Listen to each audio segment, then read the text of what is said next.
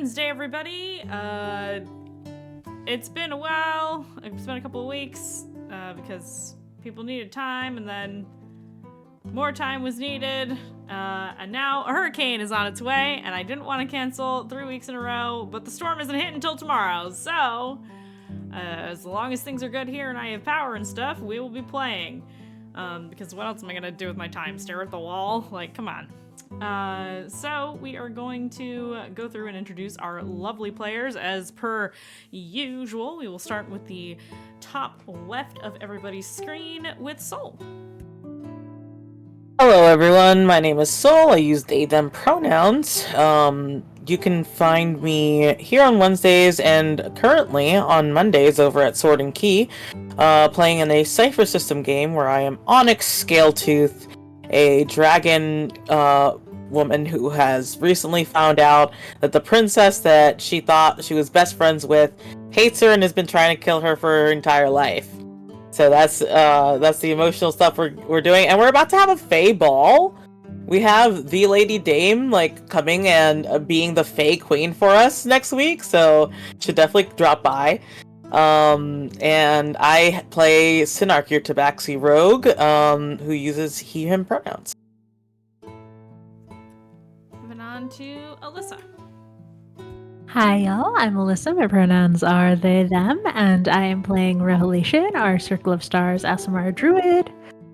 Yeah, you should buy my game on itch.io/a disaster queer. It is about sapphics in love with each other, but not realizing that the other person is in love with them. It is a GM-less 2-person game. Cooperative, allegedly. It is competitive obliviousness. And that is me. And next up it's Charmy. Hi, I'm Charmy, also known as Captain Charmy, various places around the internet. I will be playing Aurora Incineratus, the Fire Genasi, Sorcerer, Hot Girl, and we both use she/her pronouns. And on to Mari, because Aki walked away. Hi, I'm Mariana. I also go by Lagrimosa with a 0 online on Twitter and other places. And I play Nikita, the Wood Elf Barbarian, and we both go by she/her pronouns. And Aki's back. And Aki's back now. It's Aki's turn. Hello, I'm back. I don't know where I went. I do. Yes, I do. Right over there. And pronouns are she, her, and I'm playing Dayu Silverhair, who also uses she, her pronouns. She's your bunny bard necromancer. She's my punching bag. And you can find me for the next few Mondays on Magi, and Mandy will tell you more about that, because I'm lazy. And then afterwards, later, just know that I will also be on Magi on Tuesdays later in October. That's all I am going to say, because I'm EP.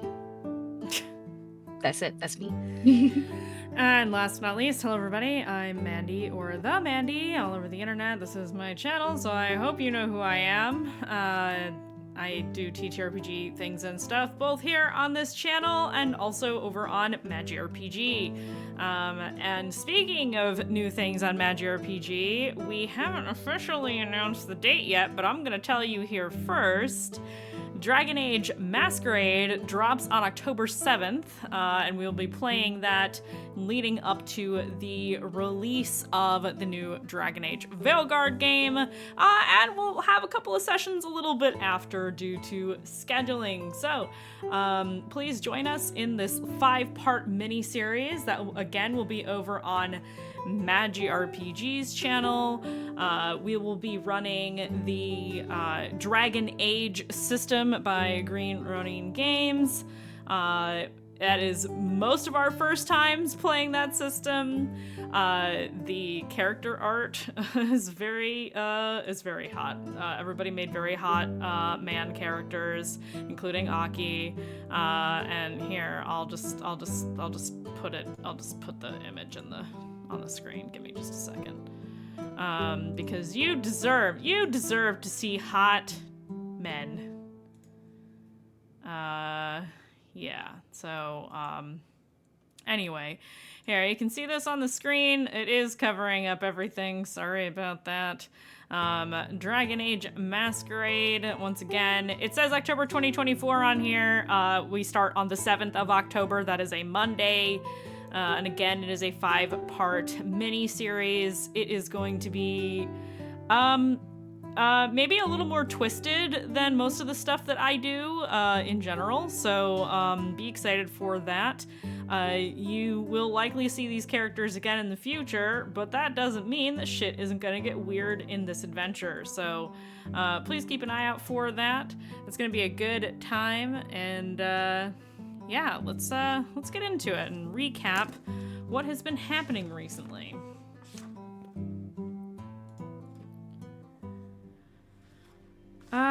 Well, a lot of things happened last session. The party found themselves visiting the Incineratus Palisade, the formal home of the Incineratus clan, the family from which Aurora hails from through her mother's bloodline. They had some talks with Aurora's parents about their mission and what to expect in lieu of being able to see the Kaligo Shirei, who are currently sealed within the Setesk while they maintain the barrier of night over the veil. Aurora found out that her mother is resuming the investigation on her sister's death and or disappearance to see what really happened to her. After a dagger of Dante's was found in the general vicinity of where she was believed to have been killed or had gone missing, and Nova gave that dagger to Aurora, knowing how important anything related to Dante has been to Aurora throughout her life. They had some good talks, and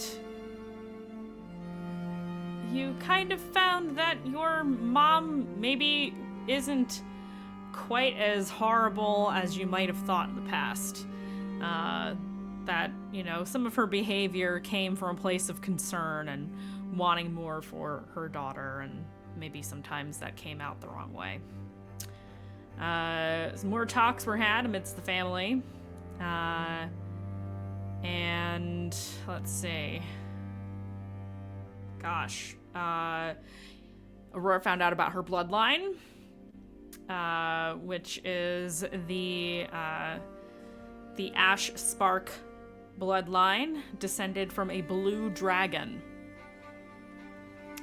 Meaning that Aurora has draconic blood, which is something that, even if the rest of you knew about that, none of you would have ever heard of before. It is completely unprecedented for there to be a mortal with dragon blood. Let's see, what else happened? Nikita had some time with Irgon. Got to reunite with her, get some tea, have a good chat, and reminisce about the past. Revelation got to meet up with her mother, which was quickly interrupted, and a very menacing tone was set for that conversation as the presence of Furos permeated the space throughout the conversation, threatening Revelation's mother, and urging Revelation to give him a reason to remove her mother from the equation, because he was getting bored with her. And I believe that was roughly where we left off. So we still have a couple of scenes to resolve today. And I think it would best to see what Synarch is doing up front today. Sinark, my understanding is you are moving through the streets of Okurai in search of... Are you looking for the kids, or are you looking for Mirthal or Gaudre? I sent off a messenger to sort of gather them all. Okay. And if I remember correctly, Gaudre works in the Central Ring? Yes. Yes, so Gaudre I is think, an activist, yes. yes, so I think he would set them all to, like, meet up near Gaudre's work and hope that Gaudre can slip away for a bit. So, that's where he goes first, and he's, like, trying to, like, make sure that he doesn't look stupid. So, like, he's, like, brushing a little bit, like, his hands through his fur, and, like, sort of making sure that he looks at least a little bit presentable. Noting the differences in these couple weeks now. Like, fur that is growing back white instead of the correct color in these spots where he's, like, recovered from necromantic damage and stuff, and just trying not to, like, make too much of a show of that.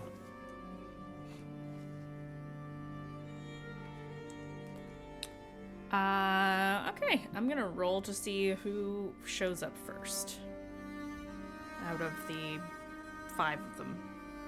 Mm-hmm. Oops, I rolled the wrong die. That was still leave me. Hold on. Okay.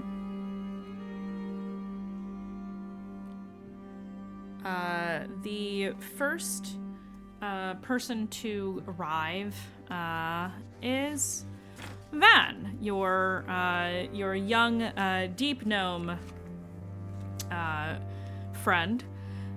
He comes up. He's gotten a little bit taller, you think, in the time that you have been away. He has he's got dark slacks on. He's got a loose, kind of ill-fitting shirt. It's a little too big for him. That he's got, like, kind of tucked in, so it kind of billows out near the waist a little bit, where the pants are kind of tied to keep them up. He's got just plain kind of runner's boots on. And he's wearing a bandana. He's got kind of, like, tied, like, over his hair. And he looks, he kind of grins up at you. And says, "Hey, how's it been? It's good to see you." Sin squats down and immediately, like, opens his arm. He's like, "Can I hug you?" Of course, and he'll, like, walk up to you and give you a big hug. Yeah, Sin just like a big squeezing hug. Try not to squeeze too tight, but he's just like, "Oh, I missed you." I missed you too. I want to hear all about your adventures. But I guess everybody else is going to be here too soon, so we should probably wait, huh? You should be a little patient. Do you want like a little bit of a, like, a, what's it called? A spoiler? Yeah. I fought a dragon. A dragon? Like, what kind? Gotta wait to figure that out with everybody else. Okay, alright. Wow. You fought a dragon. Of course you fought a dragon. You're so cool. Yeah, it's been a big adventure, even though it's been a little while. And look at you got taller? I mean, yeah, a little bit. Mm-hmm. But, you know, gnome, so probably won't get too much taller. Maybe a little bit. We'll see. Hey, Rui is you're always... Rui's on his way. We raced here, and he kind of looks He's like, give him like 3, 2, 1, and you see Rui scrambling over the wall, out of breath, and he's just like, and sees the two of you, and he's like, no!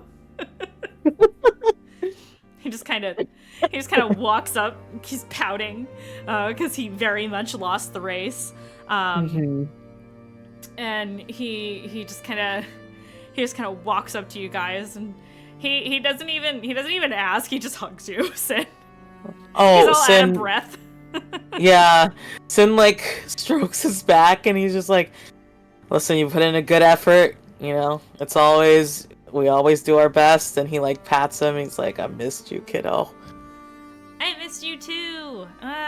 But you know, I'm just not as fast as everybody else. But that's okay. Little legs, and he kind of like kicks his feet a little bit. And Rui and Van kind of exchange a look. Have you seen Tani yet? No.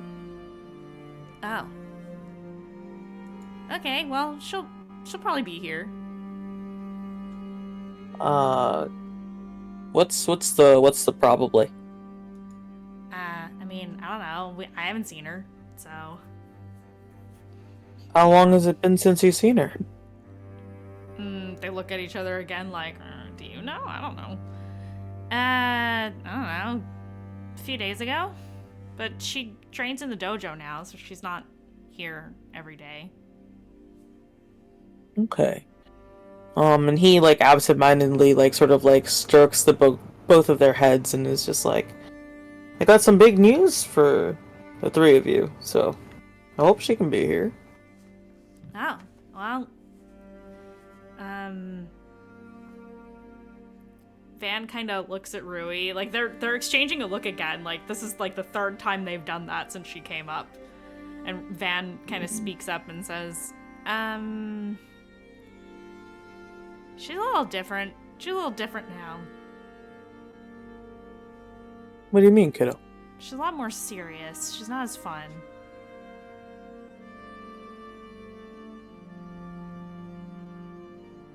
Growing up's hard. I'll talk to her. Yeah. You know. She's taking her studies really seriously now. And she wasn't really before. I did kind of ask that of her before I left. They both look at you, and then look at each other, and then look at you again. Really? Yeah. Well, you know, I know that she was very upset.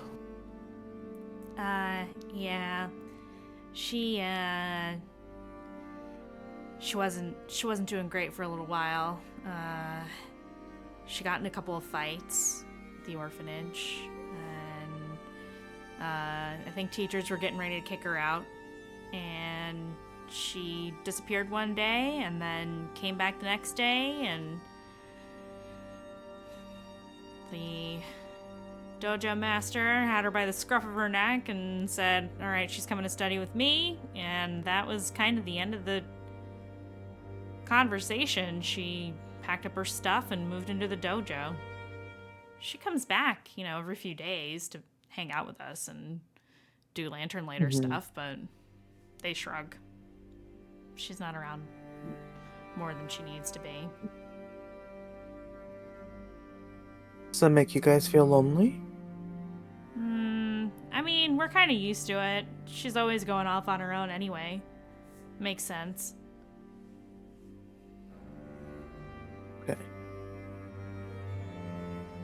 And Sin's like, well, if there's something that you feel that you want to say to her, but you don't really feel comfortable saying to her, you know, I could always be a go-between for you. If she gets mad at me, well, I can take it. Nah, it's okay. Alright. And Rui just kind of like kicks a rock. I do think that with Rui and Van here, if no one else seems to be coming up like very soon, he takes out of his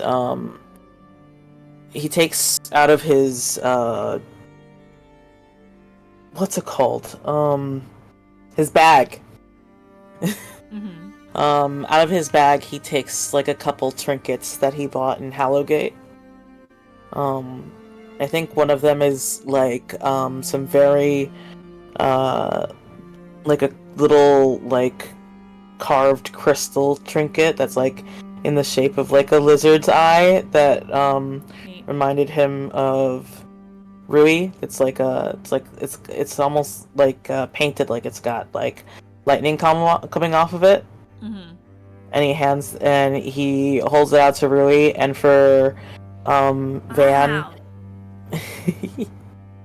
for Van, he's got like something like carved out of like dark stone that looks like that's just like a crafted little gnome.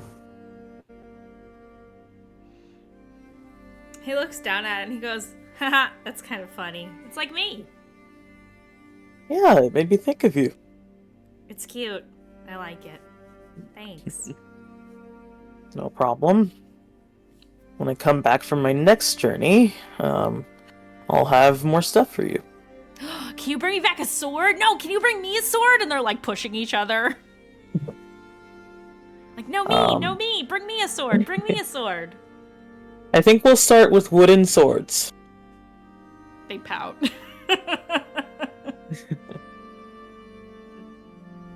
Listen, no one gave me a real dagger until I was older than Tani, so. That's a lie and you know it, as you hear Mirthal walking up behind you. I said no one gave me a real dagger. That doesn't mean that I... Stealing doesn't count. Got it. Understood. Stealing should not be encouraged, Mirthal. And he ruffles Van's hair and runs his hand over Rui's spines that are kind of coming in. In the center of his head, kind of like a little mohawk, and he just kind of runs his hand down the back of his head. He kind of like the equivalent of like ruffling the hair of the boys. Hey, good to see you. Gives you like the one-arm hug. Sin squeezes Mirthal, probably a little bit stronger. Oh yeah. That is like a little bit that might be appropriate for what they are. Yeah. But it's too much not to for Sin. Yeah, they don't complain about it. They hug you back equally as hard, even if it's like just a one-arm kind of deal. And he laughs and he's like, is that more gray hairs? Hey, fuck off, man. I'm not that old. I'm not that much older than you. Yeah, but you always had to be They kind of cross serious their one. arms a little bit, like, hey, what the fuck? But he's laughing. Oh yeah, and Sin laughs easily too, and he's just like, it's still looking pretty good, bud. Damn right I am. Brought you something, and sneaking out from behind him is a slightly taller Tawny. She's got monk gi on that are black with dark purple trim. She looks like she's starting to get a little muscle, actually. She's got a couple of piercings in her ears now, and that's new. And she actually looks kind of sullen, like she doesn't want to be here. And she just kind of, like, has her arms crossed, and she's like, hey, Sin. I think Sin looked a little bit misty when Van and Rui got up there, but seeing Tawny, like, he sniffs and he sort of like does like a little nose rub, and he's just like, hi, Tawny. I missed you. That's nice.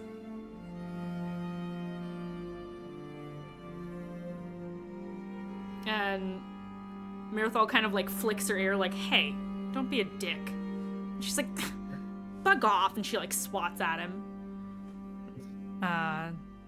Don't mind her. She's moody today. She's allowed to be as moody as she likes. I I'm did supposed to be send a training right sudden... now. Yeah, I'm sorry, I'll walk you back after. She, like, gives you, like, bombastic side eye, like, yeah, right. I don't think I've ever broken a promise to you.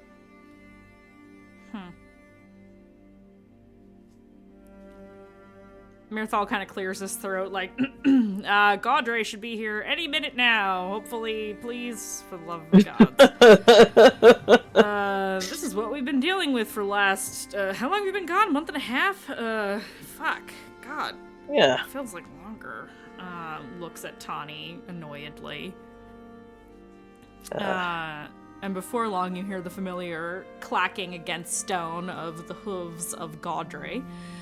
Your former satyr partner, who she kind of gives Mirthal like a little half hug first before she walks over to you, with, you know, arms open, of course, because she always wants to hug you when she sees you.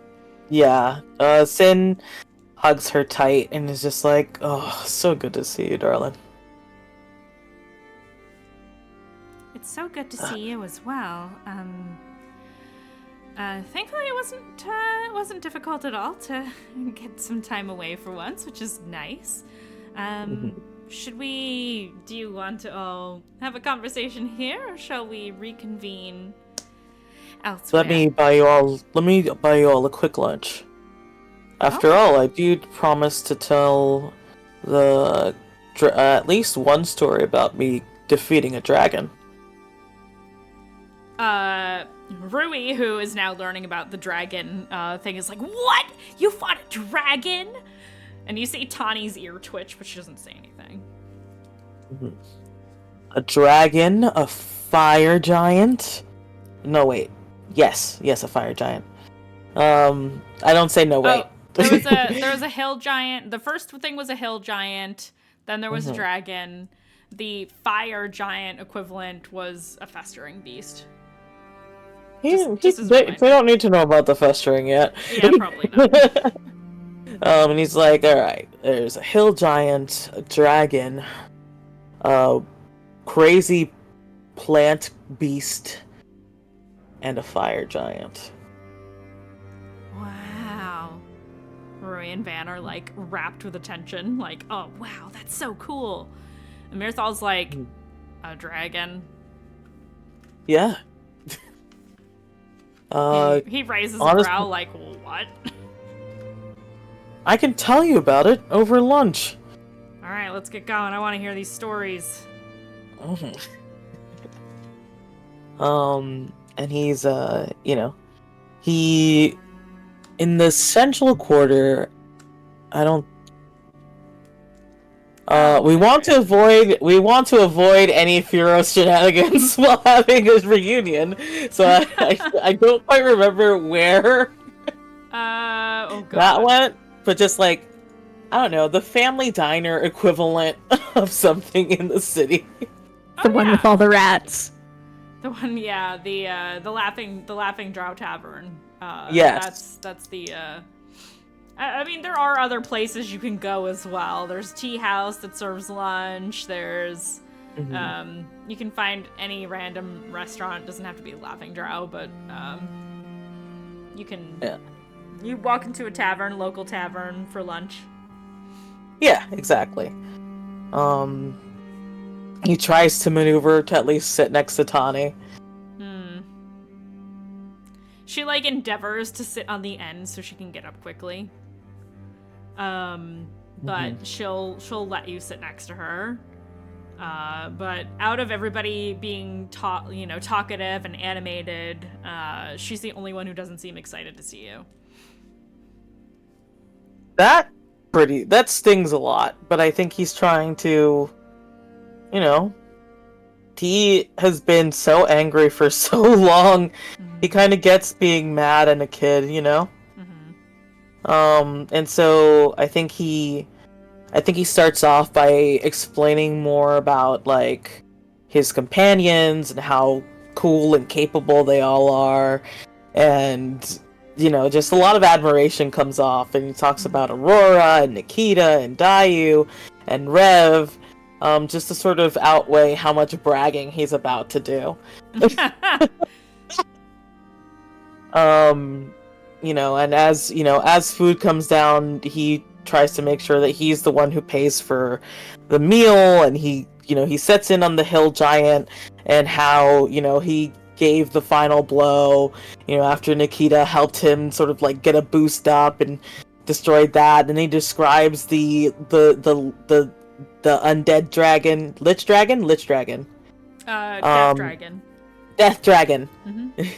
The Death Dragon, and like the way that it exploded outwards when it expired after he like ran like a crazy like a dagger down its wing, and how he like swung off and fought it, and then he describes like the like fighting off the shambling mound in the swamp, and how Dayu summoned her own Death Dragon to like deal crazy amounts of damage, and how he did like a crazy final blow, and you know, going underground into a like vast moving maze, and fighting off like fighting their way through like the underground, and like beating a fire giant that was underground, and you know, like edited stories, but like nothing untrue.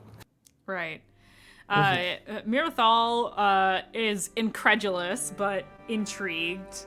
Gaudry is, you can tell she fully believes you.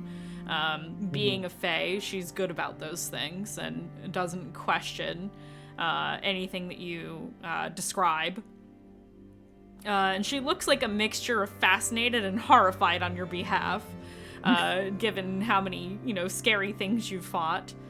Van and Rui are just like, wow, that's amazing, that is so cool, I want to know more, I want to go with you, I want to fight a dragon, I want to do like all those things, just like being very boisterous and like, take us with you, we want to go adventuring, I want to fight a giant, I bet I could take him, stuff like that. And Tani's just kind of poking at her food. I'm gonna ask you to roll me a general charisma check. Okay. So that is a 16. Okay.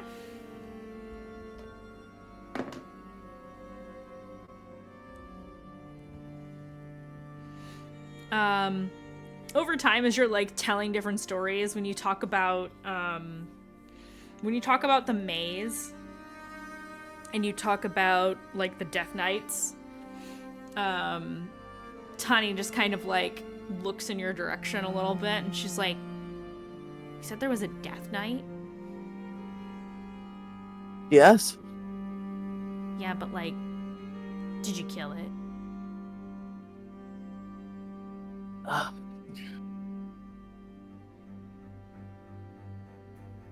I think the way he edits this is like he escaped.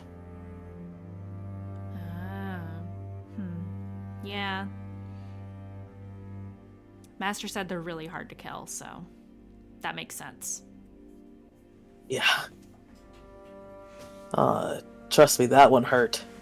But I did crawl into the skeleton of an undead minotaur to fight him. Why would you do that? That's weird. Well, yeah, but I was, like, kind of armored, and then the minotaur couldn't hurt me, right? And then I just sort of, like, used its body to run it into the wall so it couldn't hurt my friends. She just kind of nods, like, okay, sounds kind of legit, I guess. And she just kind of looks at you, and she's like, that's cool, I guess. That's high praise from a teenager, honestly. I do think, when, the boys are saying, like, we want to go with you, we want to go with you, Sin's like, so you can't go with me right now. But I did have something that I want to ask the three of you. They all look at you, even Tawny. Yeah. So this journey is set to be about a year. There's still more stuff to do. But I'll be coming back every now and again. But after this year, would you guys want to be a family with me? Where we can go and travel as much as we like. I was very scared to leave home. But, it's definitely got some beauty out there. Rui, without hesitation, yeah. Van kind of looks at Rui, looks at Tawny, looks at you, looks over at Mirthal and Gaudre, and he just kind of nods. You know, he's always been a little bit more serious than the other two. Mm-hmm. Tawny.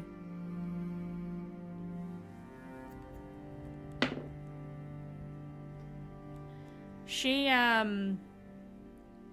kind of like goes back to poking at her food, like she's thinking about it. And she's like, well, that probably, can I think about it? Of course. Okay, I'll think about it. And Sin sort of looks at his own food and swallows before digging in pretty quickly.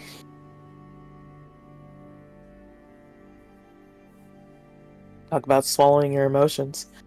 And he sort of like grins at Gaudre and Mirthal and asks about the city. I mean, it's partially business as usual, but it's,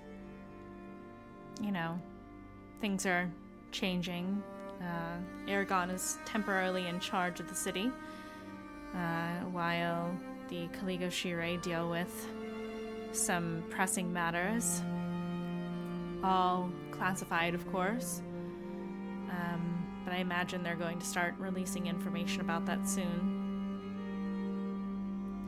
Yes, I just met with Nova and Cineratus this morning. How far you have risen. Interesting. It's funny to hear you talking to her, given she used to chase us around when we were younger. Well, I still called Aragon the old lady, so I'm still getting in trouble. I'm sure she would so take very kindly to that. She said sarcastically. Mirthal is kind of like, the Lantern Lighters are doing fine. I've kind of taken over your duties in the interim time to keep things going, and no injuries so far in the time you've been gone, so I'm doing something right, I think. Hey, listen, not everyone can be the fastest hands in Okurai. But catching kids from falling off roofs, you've been pretty good at it yourself. Yeah, I certainly got enough practice when you were the one falling off of roofs. Listen, not all of my stories are splendid. I did take a terrible pratfall off a roof. Oh. So I'm still not perfect. Oh, let me know when you can have a wizard or something show us the illusion of you falling on your ass, because I would love to see that. Ha ha ha ha, never. No. I gotta keep my mystique. I can admit my mistakes, but will I show you them? Never. Yeah, and I think at that point, one of the bells. I think there's a bell tower in one of the temples, and the bell starts to chime a particular time, and Gaudry has to get up and say her farewells and kind of head back to work. And Van and Rui are like, oh, we're supposed to go back to class, but they just kind of look at you like, are you gonna give us a reason not to go to class? Sorry, kiddos. How about I see you at dinner? Okay, dinner. And the two of them they both give Tanya like a little bit of a look, and she just kind of like makes a face at them. And they shake their head and kind of leave. Before Mirthal goes, sort of Sin like gives him like another like big hug, and sort of mutters in his ear. He's like, "You should meet me later. There's some news that I want to share with you guys outside of the kids." All right, we can do that. Sounds good. And hold, please. Oh, I guess it's written down and I haven't put it in text yet. You see an individual enter the building. I'll describe in just a second once I figure out where his information is. Sorry.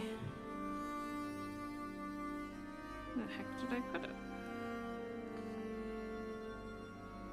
Ah. You see a human walk in. Which would seem strange to you, except you recognize him as Master Dagger Nightstep of the Nightstep Dojo. He is the 10th generation leader of the Nightstep Dojo. He looks pretty stern, pristine uniform, clean face, short hair. Which is weird because you've heard that he is maybe not quite as cleaned up as you might expect of like a formal monk, typically, but he looks it here. And Tani immediately gets up when he walks in, and she kind of like does like a hand sign that looks to be like a bit of a sign of respect. As this man walks up to the table, and he says, he looks at Mirthal and like gives a little nod, and then sees you and says, "Ah, Sinark, it's good to see you. How fare your travels?"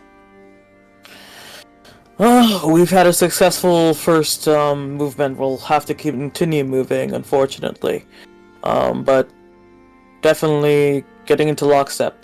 It's good to see you, Master Nightstep.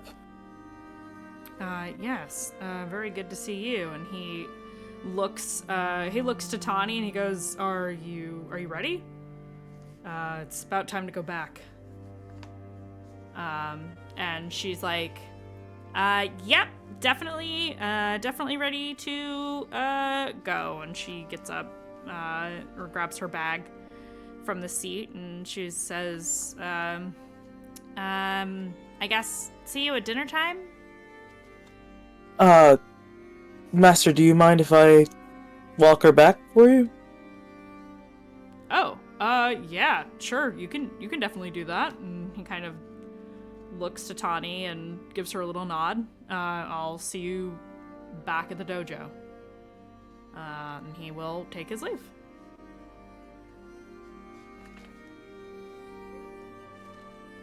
And Sin stands up and he's like, I'll talk to you later, Mirthal.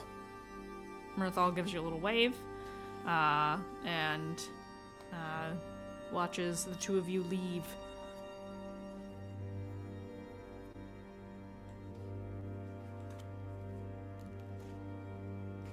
You're looking a lot stronger. I've been training a lot.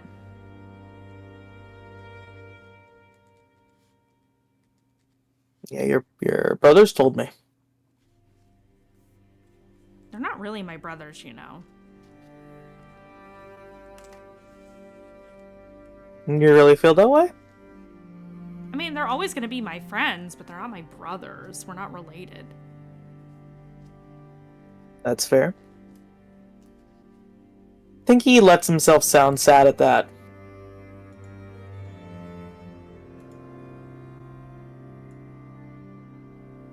She just kind of looks over at you like, what?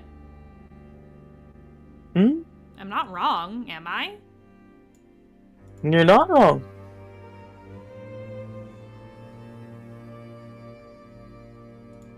Are you angry with me?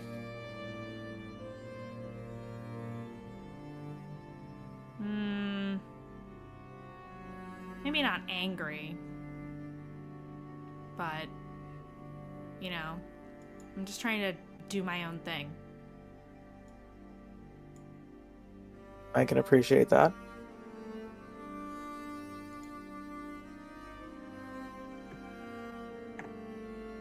Well, I'm sorry for bothering you from your own thing, then. It's not really a bother. It's just, you know, I don't know. Just trying to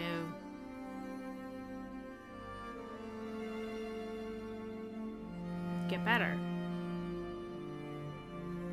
At what? Everything.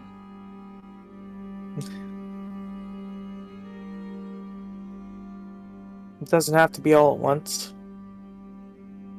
You have time to grow. No, but you made me realize something.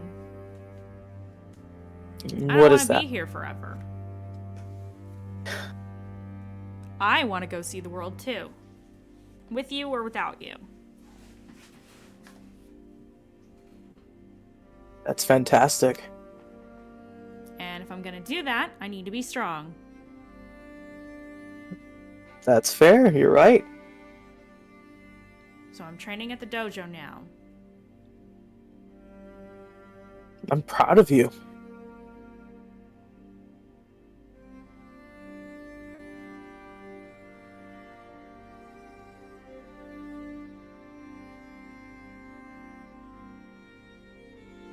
So Did you expect anything less? what do you mean? I don't know, I feel like you expected me to disapprove or something. No.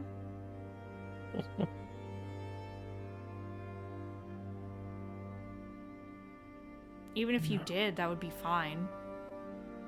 You're It's not right. gonna stop me. I would never want to stop you. I know.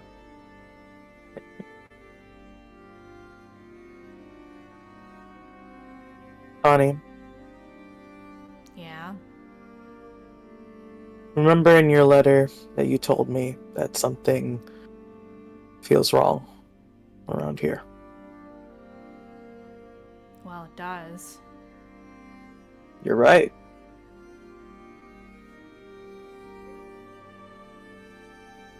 Connie, things might get worse before I come back. Things are...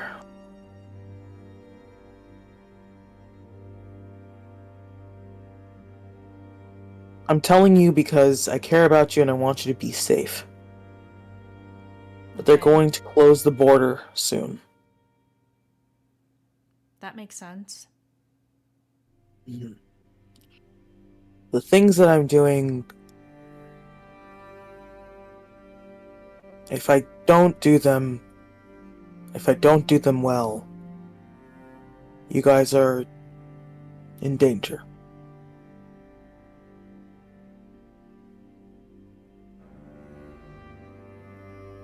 And so I just want you to, keep doing what you've been doing. Keep your ears open and stay safe. Because if will. you'll let me, I do want to see the world with you, kiddo.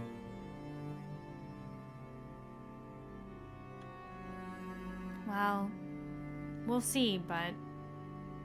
And she kind of looks away for a second. I should probably tell you something. And this is as you guys are, like, leaving the gates of the city. Because the Night Step Dojo is outside of the city.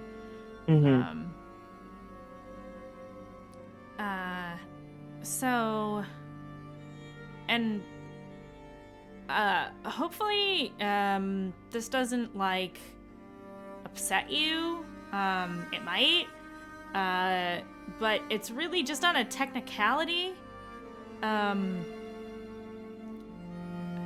In order to spend all of my time at the dojo, I can't be at the orphanage anymore. Okay. Which means I have to be adopted. Oh. And Master Nightstep volunteered so that I wouldn't have to give up being at the dojo. We haven't officially done anything yet, but, you know, it's for my studies. It's not because he's, like, my dad or anything.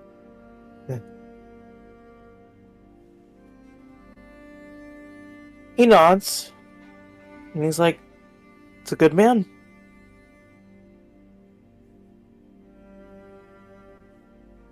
Yeah, the teacher said that I couldn't keep going unless I left, so... That was rude of them. Yeah, they were like, you gotta pick one. You're either a lamplighter or you're in the monk school. You can't keep doing both. You know, they need the space. And if I'm sleeping at the dojo anyway, it just makes sense. And they gave me a hard time about it. And it was kind of a pain in the ass, but it is what it is. I hear you. I'm sorry that they gave you so much trouble. Shouldn't have. Silly. Yeah, they tried to get me special permission. Gaudry even tried to help, but they weren't having it.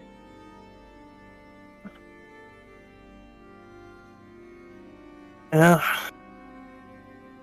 Well, I'm not upset with you.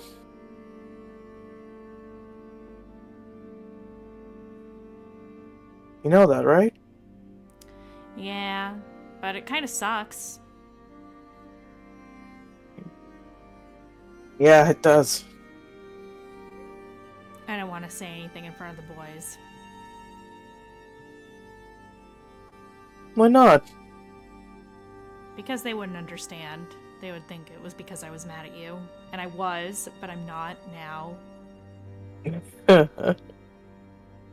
It's a weird time. It's a weird time. It's really not you.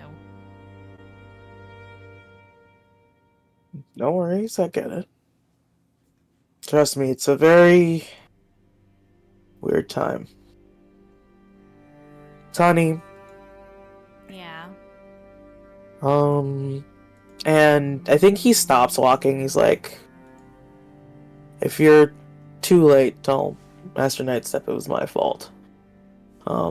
And he takes out Dirk. And he sort of like lays it across his hands. And he's like,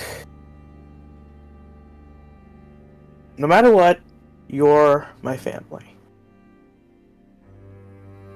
And if anything happens to me, this is my friend Dirk. He is a sword that can share emotions with me. He is sentient. He likes to read. Wait, your sword is a person? She just kind of He's like, looks sentient. down. She looks down at Dirk like, what the fuck? He's sentient. Can you see me? Hello? And he sort of like helps flip Dirk up where that ruby eye. Mm-hmm. The eye kind of opens and like looks around a little bit, and she's like, "Whoa, that's weird." Yeah, but he's really cool. He's saved my life more than a couple times. Okay. If anything happens to me, and they recover my items, I want you to have Dirk. Okay. But also, like, don't say that. Don't say that.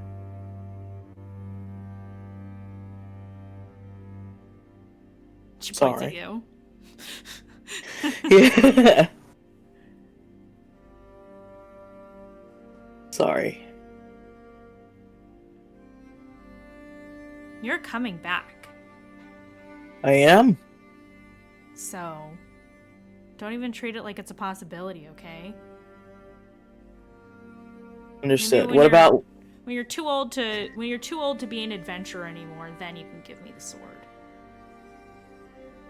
Sounds perfect. But what if you get, like, your own, like, style? What if you decide to do, like, staff? And he, like, mimics, like, a little staff. I already do use a staff, and she takes from her belt of her gi, like, this minimized, like, this little, what looks like a little, like, dowel. And she spins it, and as she does, it expands into a full staff, like, for her size. For her height. Oh, that's awesome, kid. Right? Nightstep's pretty cool. And I am this close to being faster than you. This close. She pinches her little digits like this close. I mean, outrunning like a banshee and stuff, I've gotten faster. Remember the Fox Lord I told you about? Raced him. Beat him. Really? Foxes are pretty fast. Yeah, no, I beat him.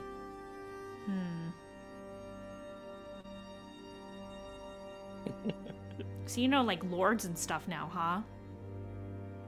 Yeah, I still don't like them. Like, the Fox Lord is probably, like, the only one I can deal with.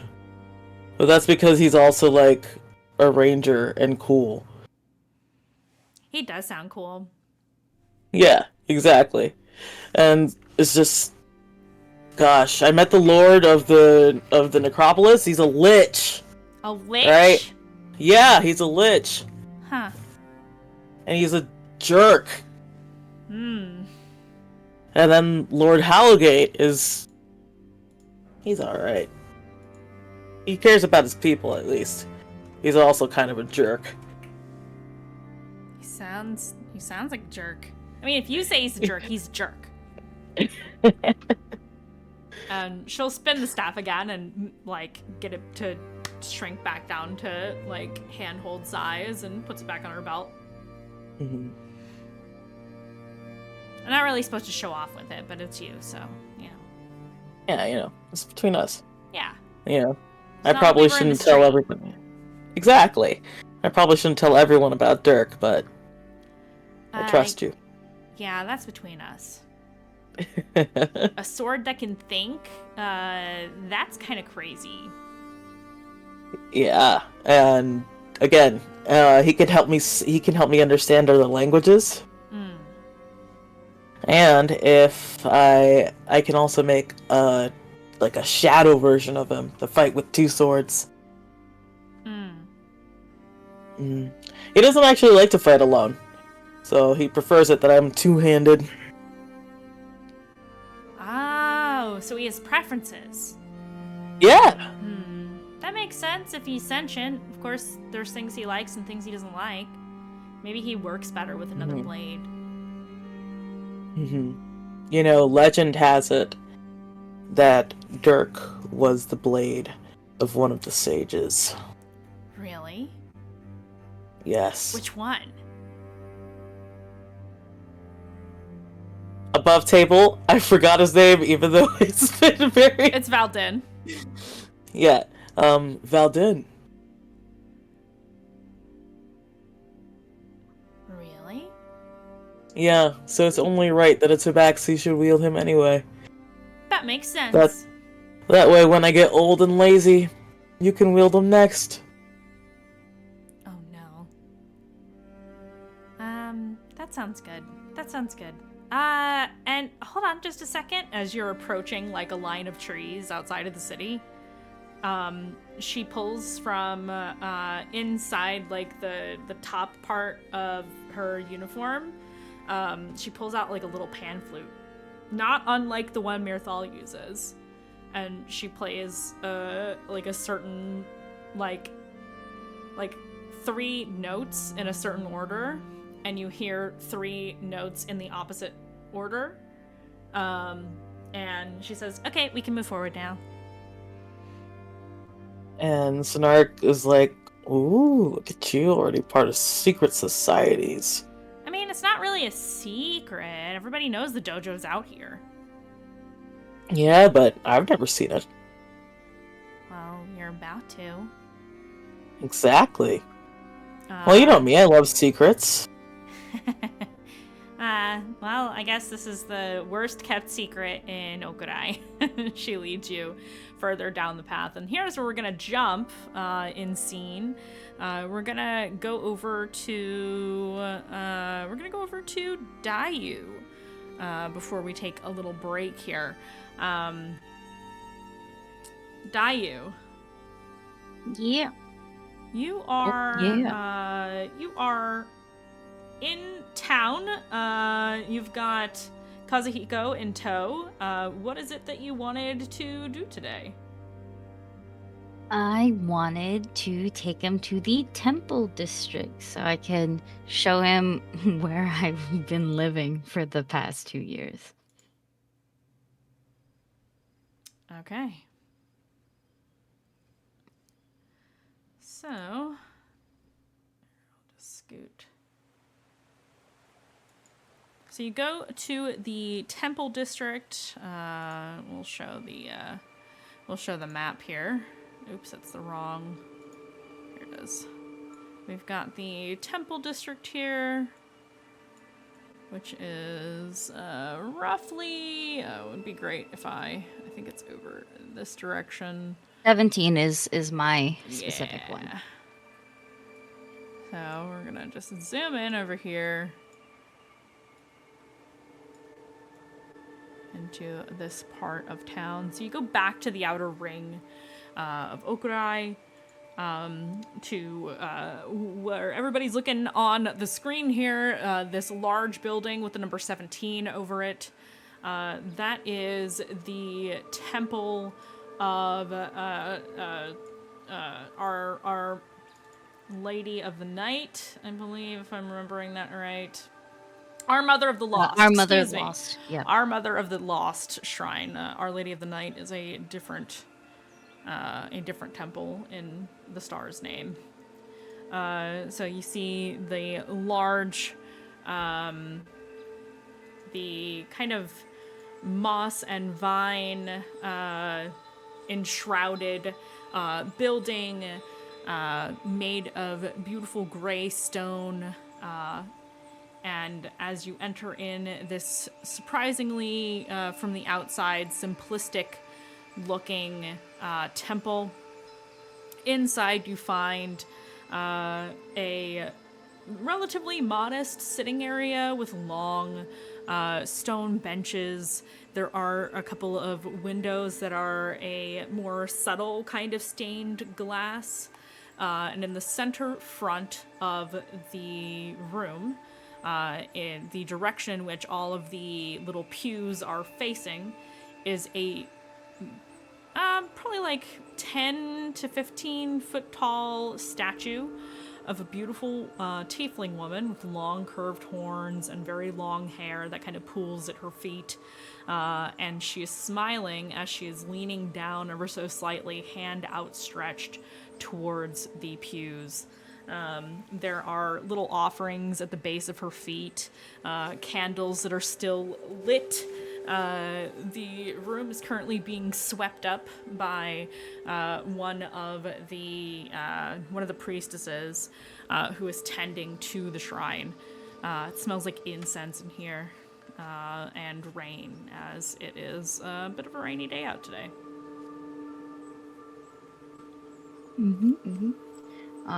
Dayu is well, if she sees any of the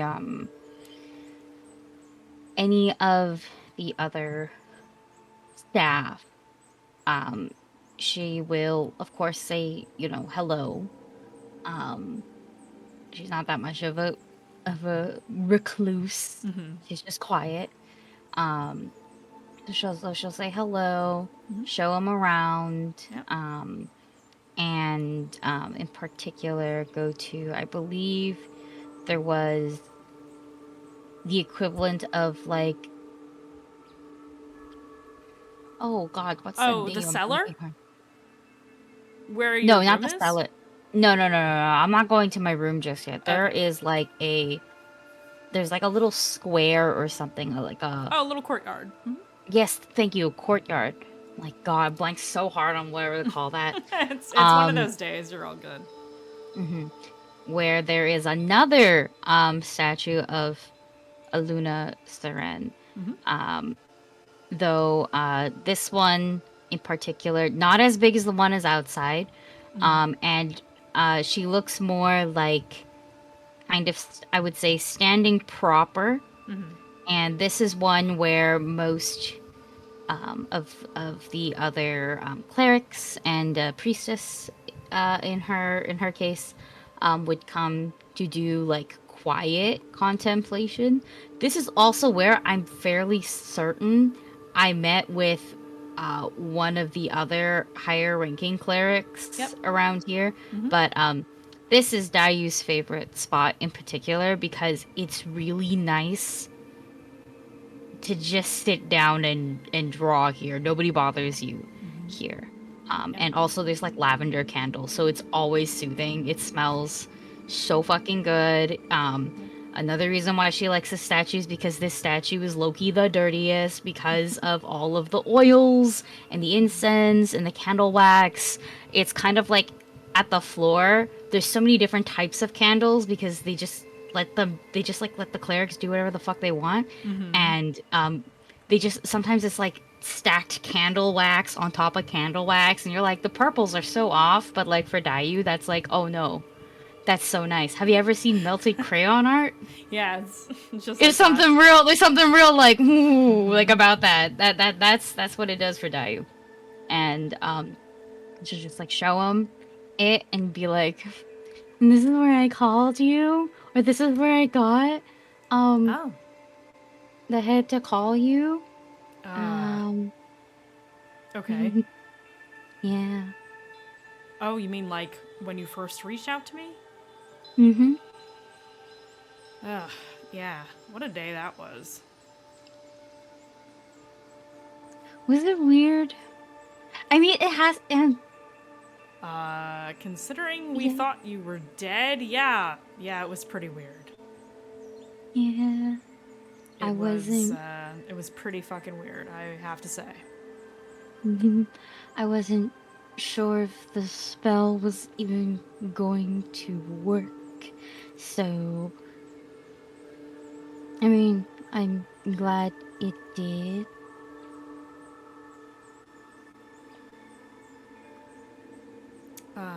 Yeah. Same. I'm also glad that it did.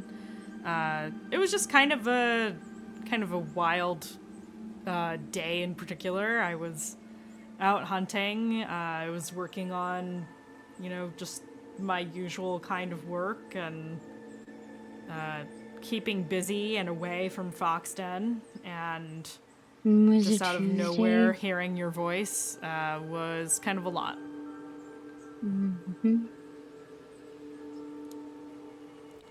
Sorry about that. I mean, I'm glad it happened. I'm glad you're not dead. I just, it was a bit of a shock. Mm-hmm. Yeah. So I've basically been here for 2 years. Right here. Well, not just right here, but also right underneath here. I can show you where my room was. You lived Is. here? Mm-hmm. This is where you were for Mm, 2 years. yes. Okay. Yeah, sure. Feel free to show me whatever you want to show me. Vibe check. I need a vibe check that. Okay. Yeah. Why are you pointing at me? It's my gun. It's Oh. my Twitch save gun. It's my gun, she says. Yeah. It's my gun. Okay, Dai. her. All right. First time rolling the We die need an dice. emote, like the gun emote, but it's a bunny holding a gun. Absolutely. Exactly. I've been. Aki This did is go gonna over be there with so- that, it's true. This is gonna be so wild out of context. I've been using a lot of gun emojis lately to get my point across because for some reason that's just been my mood. So, like guns. Thank you, you dice. This is an insight check, correct? Yeah. Dirty 20.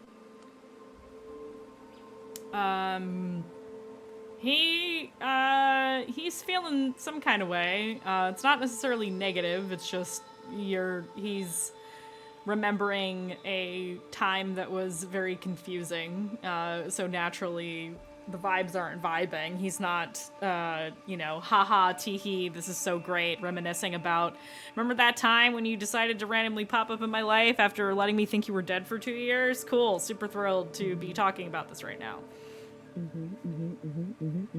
Well, unfortunately, we're gonna keep talking about this. Before Dayu leaves to bring him to, again, out of context, it sounds bad. Bring him to the cellar. She's just gonna light one of the an incense candle or something like that really quickly. Let the smoke wash over it a little bit, and then place it in the incense holder, which is probably fucking stuffed.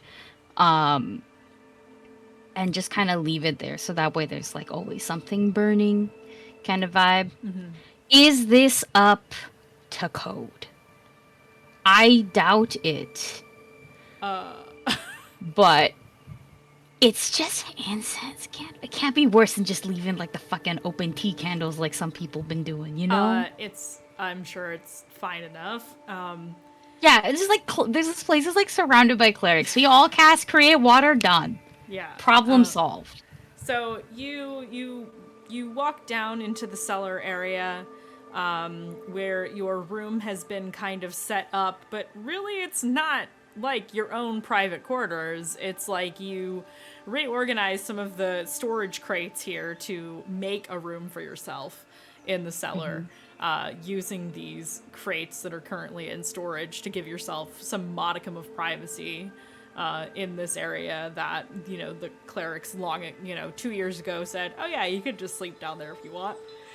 We'll give you furniture, you can organize it however you want, just, make sure the crates stay in the cellar. And that is exactly what you did. And he looks around at what is essentially a storage room with some furniture hiding amongst large wooden crates, and he gets a kind of unreadable look on his face as he's walking around looking at all of these things, seeing that you just lived in the basement of a temple for 2 years.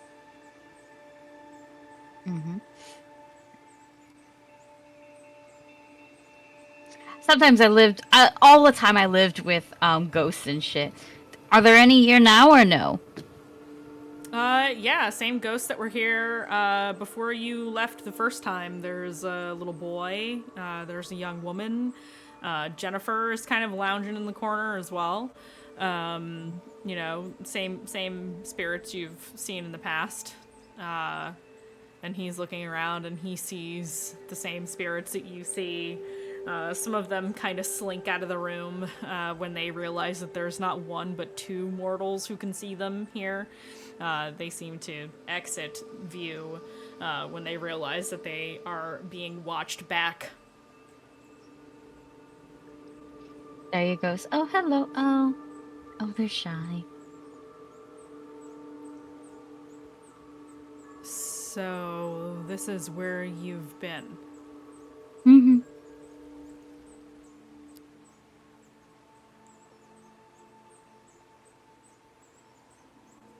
Huh. Sometimes I also, well, not sometimes. I would be here, or I'd be doing funeral rites. So I'd go to other people's houses sometimes, or they would come here, or there'd be another place to meet up. Things like that. But I kept myself busy.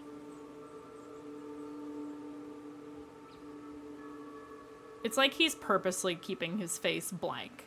Like he doesn't want to show emotion right now. Okay.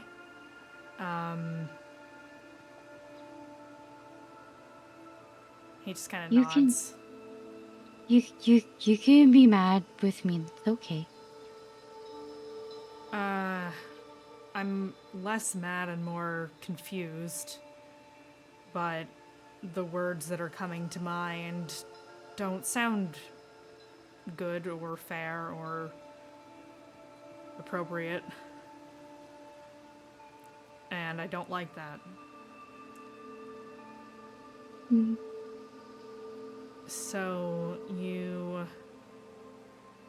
hid out here posing as Mei Lin?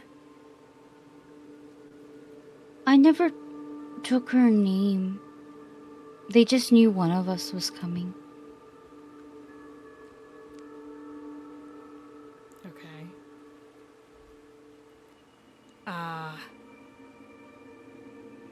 Can you explain to me again why you came out here and did this and chose not to tell anybody where you were?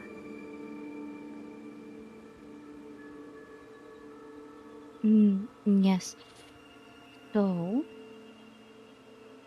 if I'm being entirely honest, I can't recall the past 2 years too well.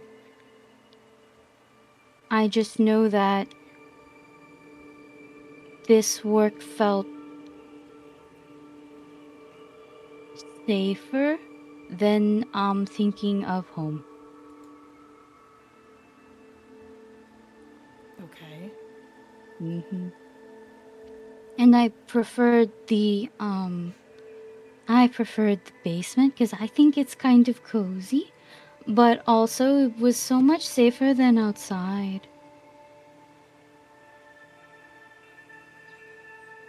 It took me a while to go back outside.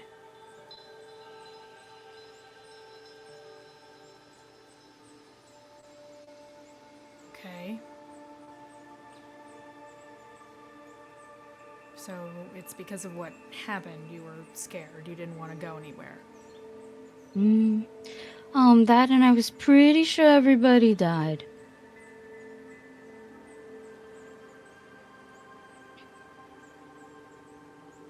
Okay.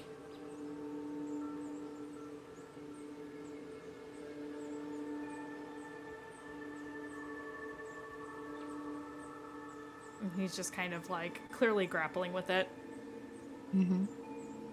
Daiyu is so good at being painfully fucking patient. So it's like she's giving him time to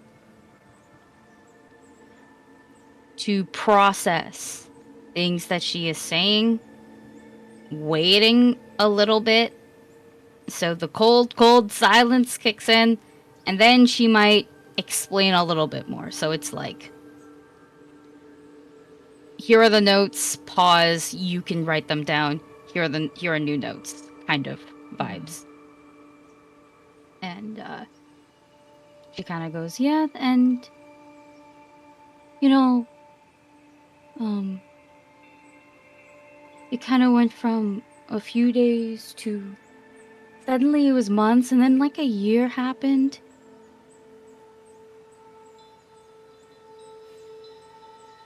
And I was like, uh-oh, I was inside for a year, I think.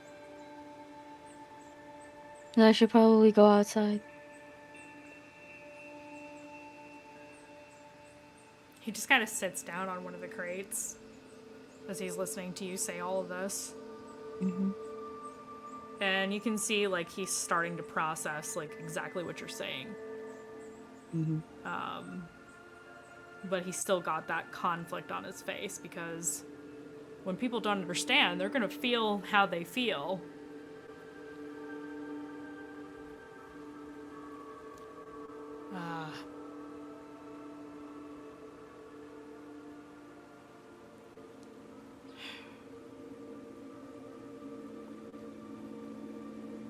Sorry, this is a little tough for me to process. That's okay. You know, I considered after you reached out to me to not show up. I thought about it.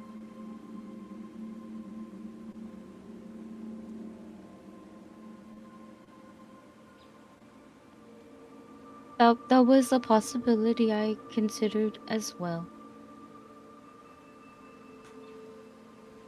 Obviously, I changed my mind, or I wouldn't be here right now. Mm-hmm. But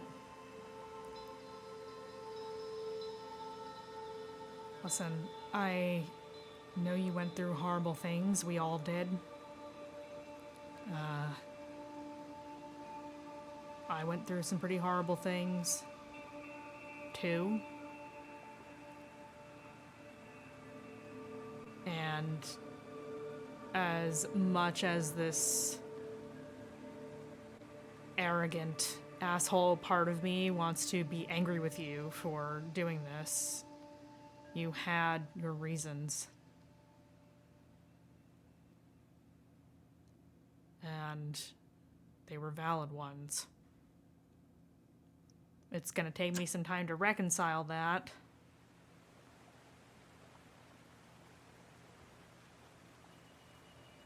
But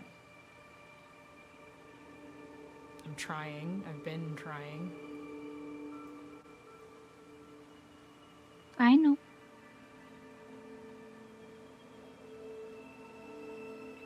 But I have to say this because it hasn't been said. You can never do this to me again. Mm-hmm. If you disappear on me again, that's it, Dayu. I can't do that twice. I can't think you're dead twice.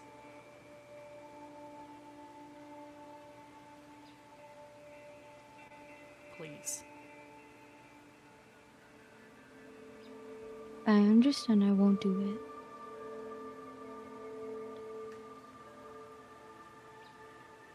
He's gonna, like, open his arms to you if you wanna hug him. Yeah. Give him a nice big bunny hug. Yeah, he'll wrap you up in his arms. Mm-hmm. Mm-hmm. And in the back of my head, be like, I actually can't. Even if I actually did die, you'd see it, and then you'd see me. So it's like, I really can't anymore. This was like, you know, like I won't do it again, but I also now physically can't unless we're like on the other side of the world. Like, like Dai is keeping all of Dai is gonna say. Yeah, that's all in her head. Okay. It's all in her head. Maybe Malin in the fucking corner can like hear all of that. Is just or is thinking that is just like like, you know, just like it's the Malin is conveniently not present for this conversation. Okay, dope. Then it's me and Jennifer. It's the look could share 1,000 words type of thing. Yep. But Dai's not saying any of that because that's not the mood right now. It's not the appropriate time. She can joke about death later. Like just Later. Now is at not a the later time. Now is not the time. No, but that's definitely like what she's thinking. But Absolutely. it's still, you know, it's still like is basically gonna hug him for kind of as long as he wants because he kind of needs it more than she does Yeah. right now. Yeah, she's already in her safe space, the basement. Which, by the way, I think in her corner of the basement, like, yeah, there's crates and stuff like that pushed in areas, but she made it fucking cozy and cute, okay? There's, It's like, decorated. paints There's on... rugs on the floor. Exactly. We got some crystals hanging from the ceiling. There's stuff that Sin gave her that's totally up there somewhere. She got paints on the walls, full Rapunzel style, which, by the way, that's what she's gonna whisper. She's like, you don't tell anyone upstairs about the paintings. They probably know already, but if we ignore it, and we don't say anything, then they don't know either. Oh, okay. I won't say anything about the paint. And I think that is a good place to take our break for the evening. We're going to take a 10-minute break. So everybody get up, stretch, grab a snack, and we will see you in 10. Bye. See you in 10. Hello, everybody. We're back. Thank you so much for the raid, Kai Bear. We were dealing with some technical issues. Otherwise, we might have come back a little sooner. Thanks to everybody who raided in. If you do not know who I am, hello. I'm Mandy, or the Mandy, professional game master, Crit Award nominated even. We do the things and the stuff both here on this channel and also over on Magi RPG. Aki and I are both, at this point, regular cast members over there as well. Soon to be both of us GMing on the channel. Wink, wink, nudge, nudge. We are playing a homebrew D&D game called Mistlost. Everything that we talk about in terms of lore, deities, all those things are homebrewed by me. As our adventurers go through this wild and weird world that I dreamt up. And right now, we are in the middle of a difficult conversation between Dayu and the party NPC / Dayu's boyfriend, Kazuhiko. And I believe where we left off is the two of you were hugging after, saying, don't disappear on me again, please.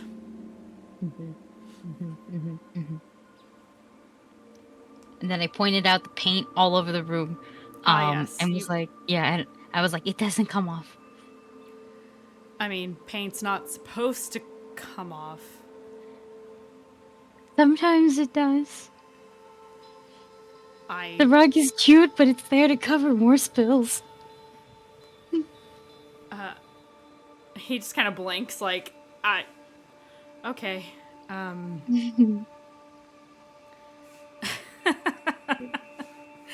sure you have to know the other priestesses would have seen this while you were gone, right? Like, they had to come down here to do inventory or whatever, right? Yeah, maybe. But I didn't tell him, and that makes me nervous.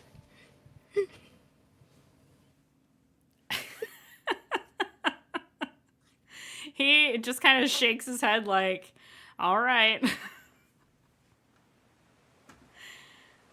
We won't say anything. It's a secret.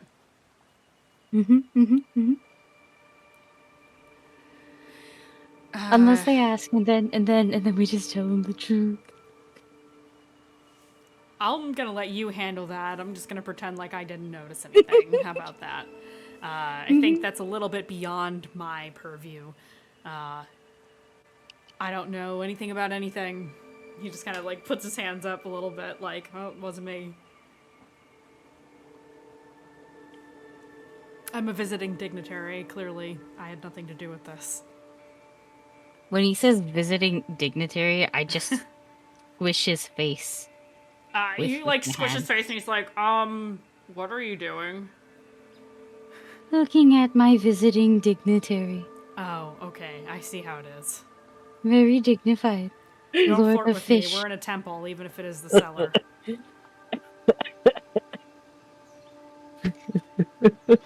I'm not gonna say anything, but I've seen things. I'm not gonna say anything, but I know things. Never mind. I don't want to know. Mm-mm. Nope. Don't want to know. Don't want to know. And he'll get up. Since he was sitting down when he hugged you, he'll get up. Do you want to go get some boba? Yes. Before we meet up with everybody, I heard Aurora say something about shopping. Yes. There Okay. will be shopping, I believe, because we're... Have you ever been to Elysia?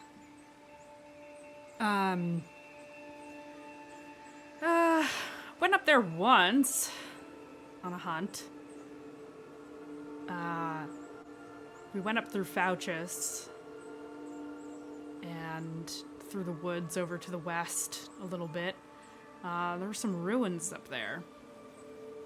We didn't really explore it too much, but yeah, I was up there once. We didn't go far into Elysia. The snow was too high. No shit, how high? I don't know, good 6 feet. Snow drifts, they get tall. Taller in some places. How tall are you? He thinks while the GM looks at the character sheet they made 2 years ago for this character, whose height My I gut do says not remember. 6'2" or something. He's like He is... I think he's 6'1". Yeah, he's 6'1"? 6'1". Nikita's taller. Nikita is a little We- taller. We established We've been that. new. Yeah, that was new.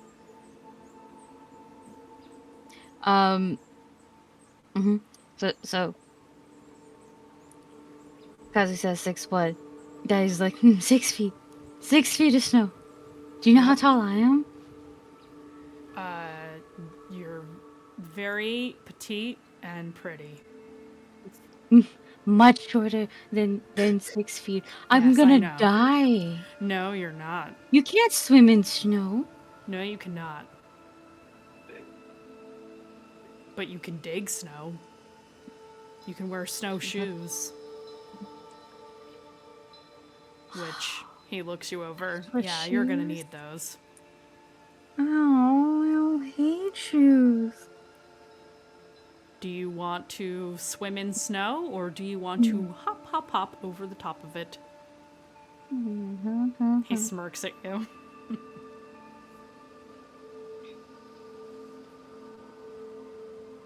I'll What? wear shoes. I just won't be happy about it. I think you would be less happy wading through 6 feet of snow. Am I gonna have this talk with Aurora as well? I think I'm being very reasonable. Aurora, I don't know how Aurora's gonna do with multiple layers. And that's also because her head's on fire. I don't know if that makes her too hot. He thinks about that for a second, like, huh. Like he hasn't ever considered why Aurora doesn't wear very much clothing. She looks great, but can you imagine having to like wear all of this to be warm and then you're sweating on the inside? I wonder if she just melts the snow when she walks around it. What happens if we jumped in water? Does she become bald? He just is like shocked that you said that. Probably. Daddy's also equally shocked, but that's mostly probably because not. she wants to do it. She wants to see what happens, but it's like, no, I won't. I won't. But quietly. Your hand gets itchy. She wants to see what happens, but no. Haven't we, like, we've seen Aurora in water and she was fine? Was she? Yes? Question mark?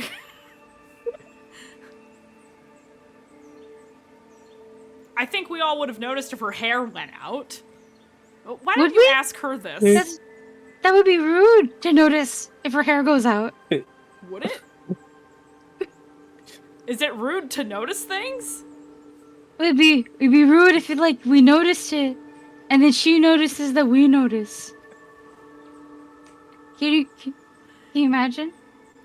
He looks like. Hello. He looks like he's having an aneurysm. I'm having You a know good that time. expression Dai's somebody having a good gets when time. they have an aneurysm? That's what he looks like. Dayu looks like the cat that people point the knife at. Yeah, but like bunny form. Mm-hmm. Half of this is it's like half of it's like genuine questioning, and the other half is like Memeing. yes. Like I know you're gonna think too hard about this, and this is how I tease. Mm-hmm. After a while, he's just like, "You're doing that thing. You're doing the thing that you do." I'm doing nothing. Wow, that's a really big teacup. Yeah, I brought it from the basement. I'm gonna bring it with us. You can eat soup out of that thing. It's pretty ridiculous.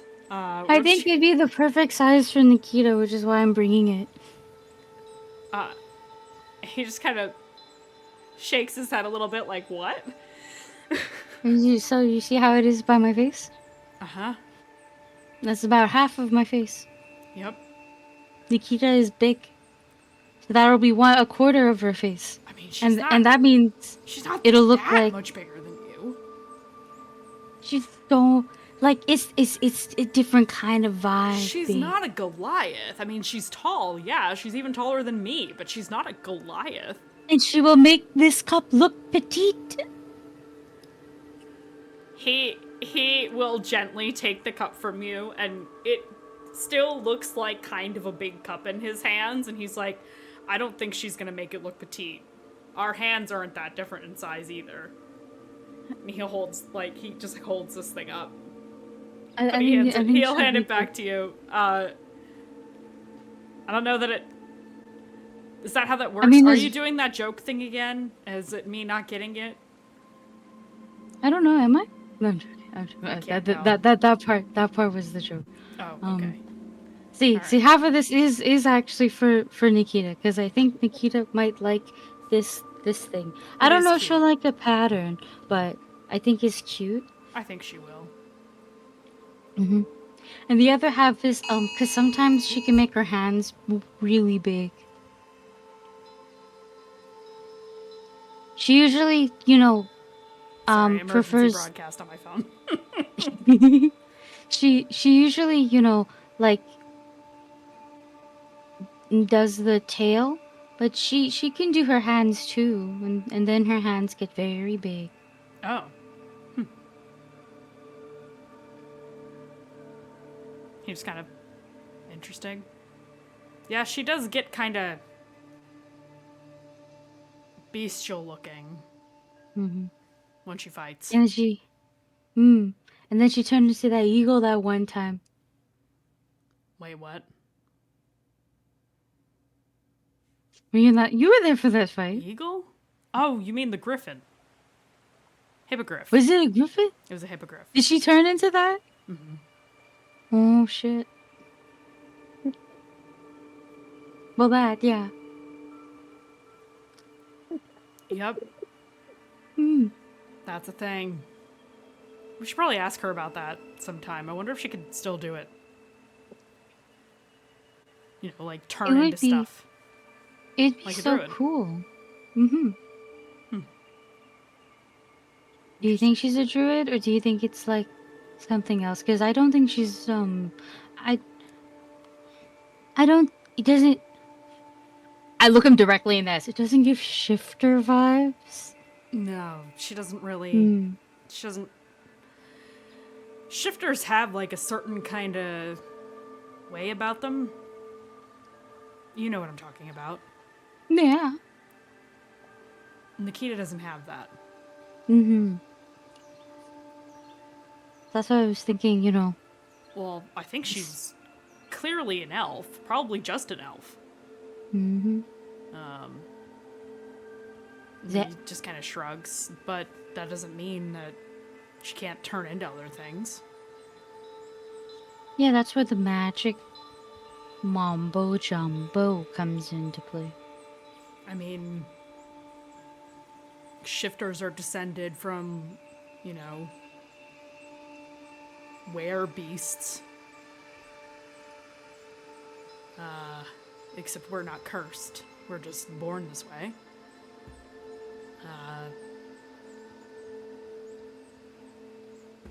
I don't know. Druids have the ability to shape change at will. Wizards can do that kind of thing too. I've seen it. I can do it now too. I saw a guy turn into a really big reptile. That was a lot. It's called polymorph. Oh. Well, maybe Nikita's something like that. Or maybe she just has magic and didn't know it.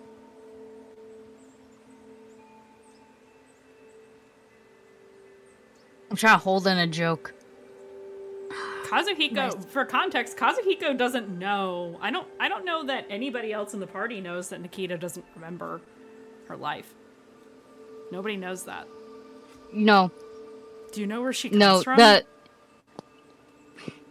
she's mentioned Elysia before being here, and Oh. then she worked as a mercenary, I think. Okay.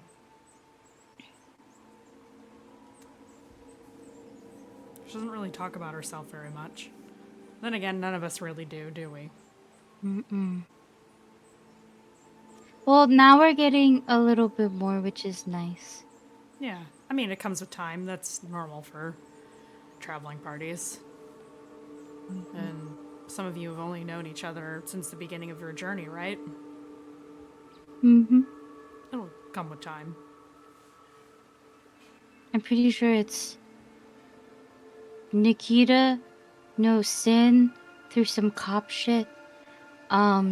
Sin knows Rev from beforehand.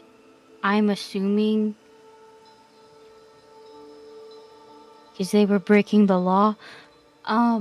Sin knows Aurora. I will assume it's party shit. But Sin also, like, back there mentioned knowing Dante.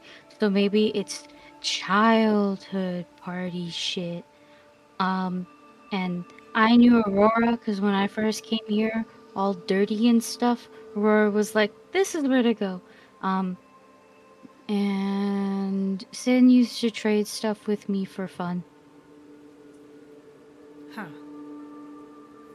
So you all kind of knew each other a little bit. Or all of you knew Sinark. Interesting. He really does know everybody, doesn't he? At least here he does.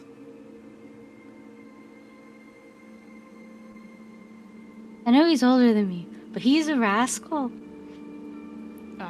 Yeah, I got that impression. He kind of looks, I imagine you guys have already gotten bubble tea at this point. Like, you've already... Yeah, we've been walking. Yeah, we've been you've walking and talking. around.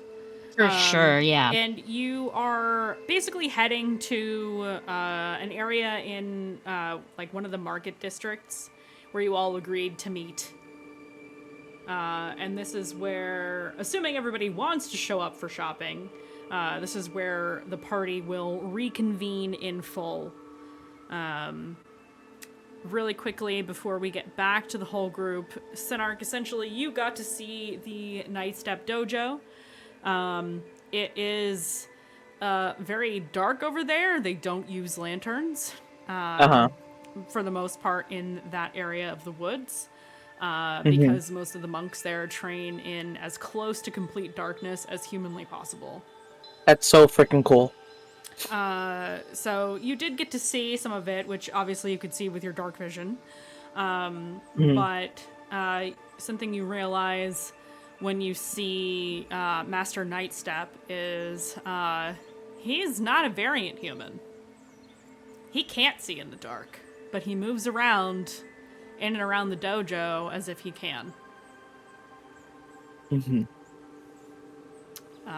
And you have just gotten back from seeing Tani off to the dojo with plans to see her and everybody else for dinner later. Mm. Yeah. He looks a little dazed as he joins the group, but he's smiling.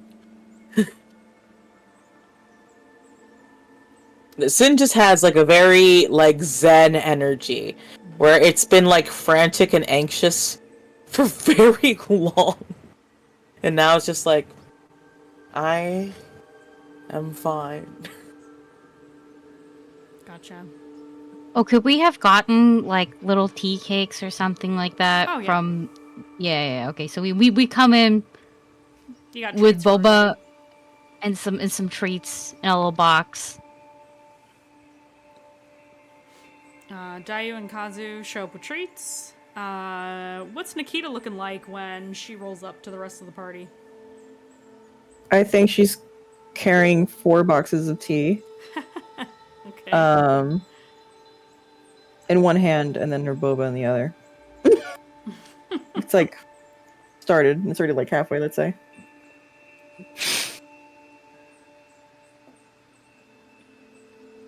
That's a lot of boxes. What is Aurora looking like as she comes up to the rest of the party?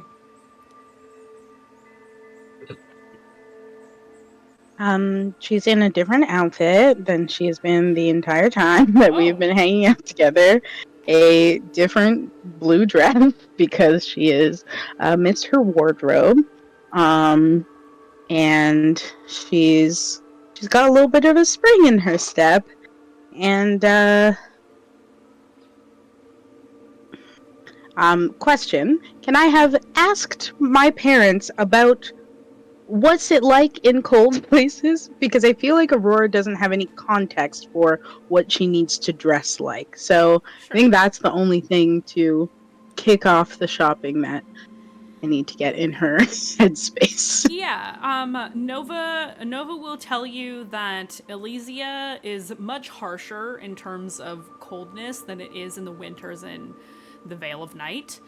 It does snow in the Veil of Night, given that the Veil is it's literally a veil, so it's a little valley in basically this ring of mountains. It's surrounded on all sides. It does snow in the Veil. But winters there are generally pretty mild. Like the snow doesn't pile up super high.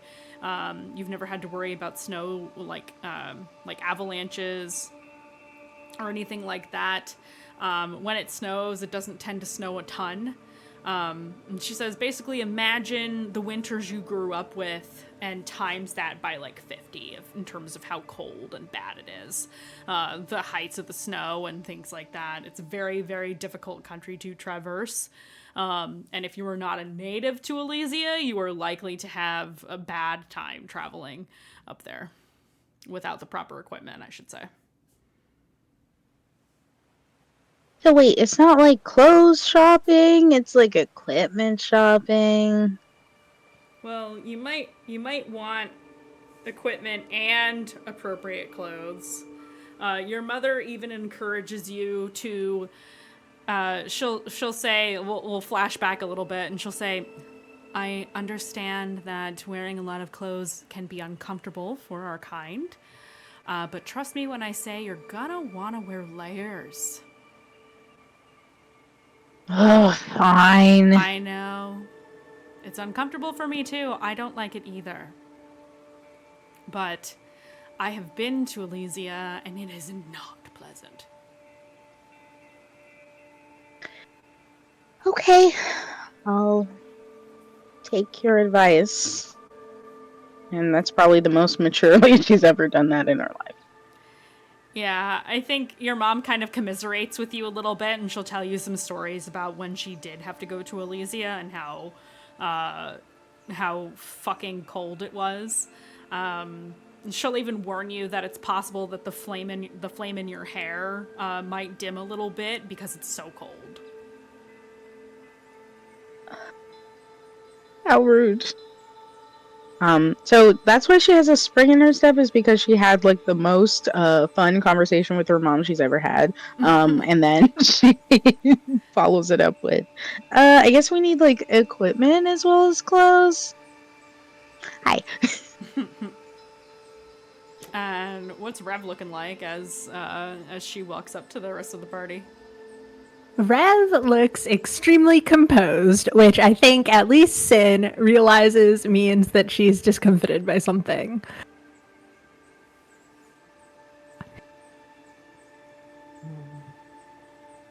But she will greet everyone, and hearing the sort of tail end of Aurora say, yeah, I'm not sure how clear the paths will be, if there even are any. We should be prepared for trekking through quite high snow. Whirls around to look at Nikita. How do you get over really high snow that is everywhere? You walk with good boots. And snow boots, Kazu will add. Snowshoes, they're like these big things, and he'll describe to you like the frame that goes onto a snowshoe. And he says, it's not fashionable, but it will keep you alive. I'm gonna have to pay extra for shoes again, aren't I? Me too. No, my mom is gonna pay extra for shoes. That's true. She did offer to fund the next leg of our trip. Yeah, I just want to try and, like, not continue to be at odds with your mother. So What'd she you can do to buy her you some mom? shoes. Sorry, what happened? You go. I said, what did you do to her mom? That really offends me, actually. You said at odds, so I'm like, what did you do? Well, Aurora's mother is an officer of the peace, and You didn't do anything I wouldn't do. exactly, but I'm not her daughter, so I got in trouble a lot more. Ah. Hop shit. Yeah, you know, it's not like I didn't have someone chasing behind me who never caught me officially. He's gonna look at Technicalities. Nikita. I confessed to you before you even knew it was me. She's just gonna deadpan, look at Sin, and then just look away.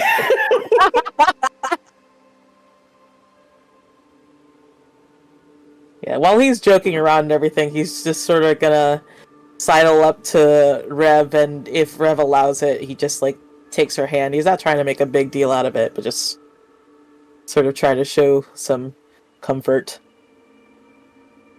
Yeah, she holds on a little tighter than normal.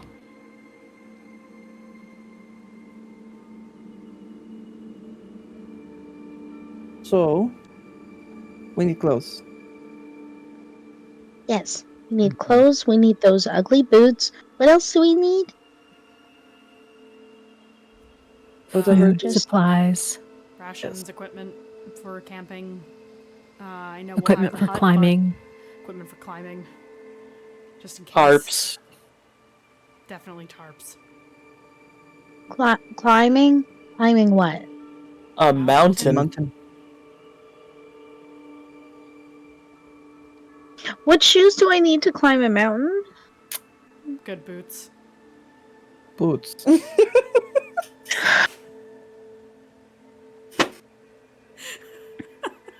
You're so upset I need about help boots. finding It's so good great. shoes. She's so upset about boots. It's so good. The Elysian snow is pretty harsh.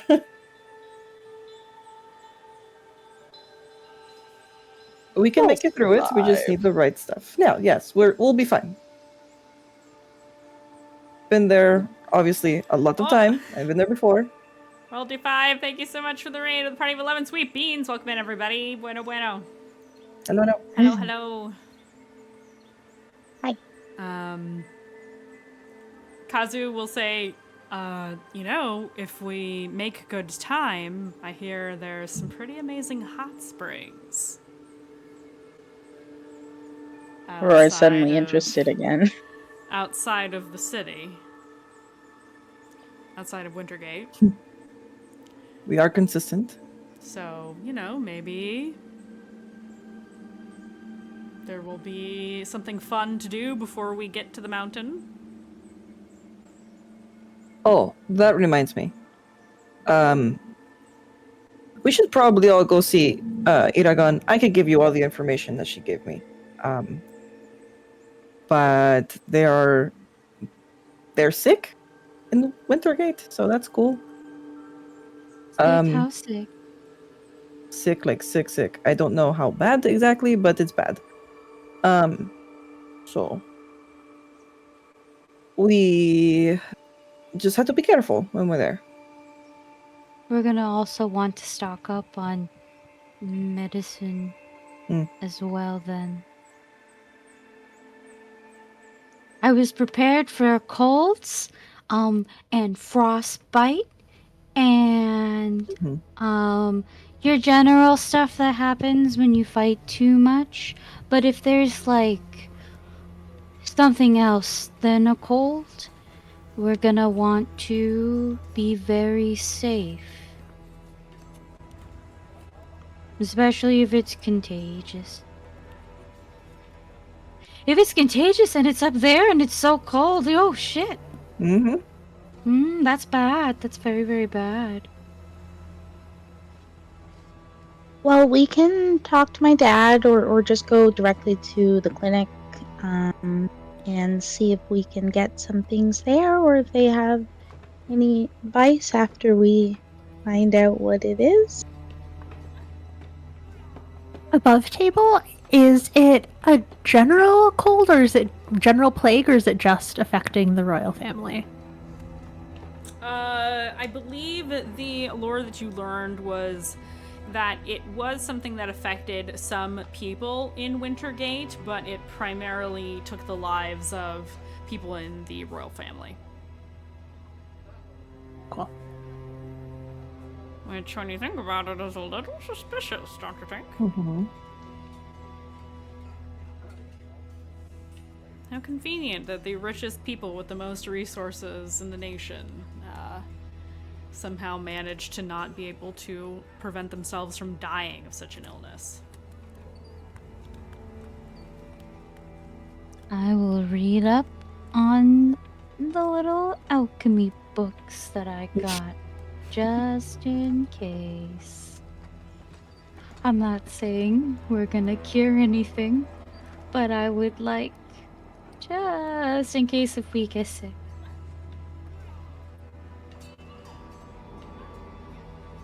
So, do you guys want to get the equipment and all that we need, and then go to Iragon? I would say Nikita would divulge all the information about Wintergate and the mountain and the new locations that we have more confirmed. But Iragon did invite the whole party to be there, so I would relay that as well.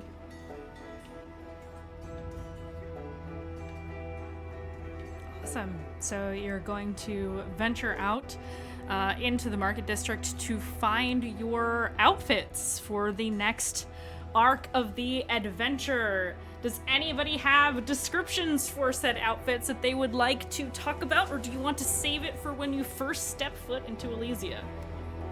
Which would probably be next session. I would rather save it because I don't have mine 100% down, but other people can do theirs. That's fair. I would also rather save it then, actually. Yeah. Yeah, you all want to save it? Yeah. Okay. So you all go shopping.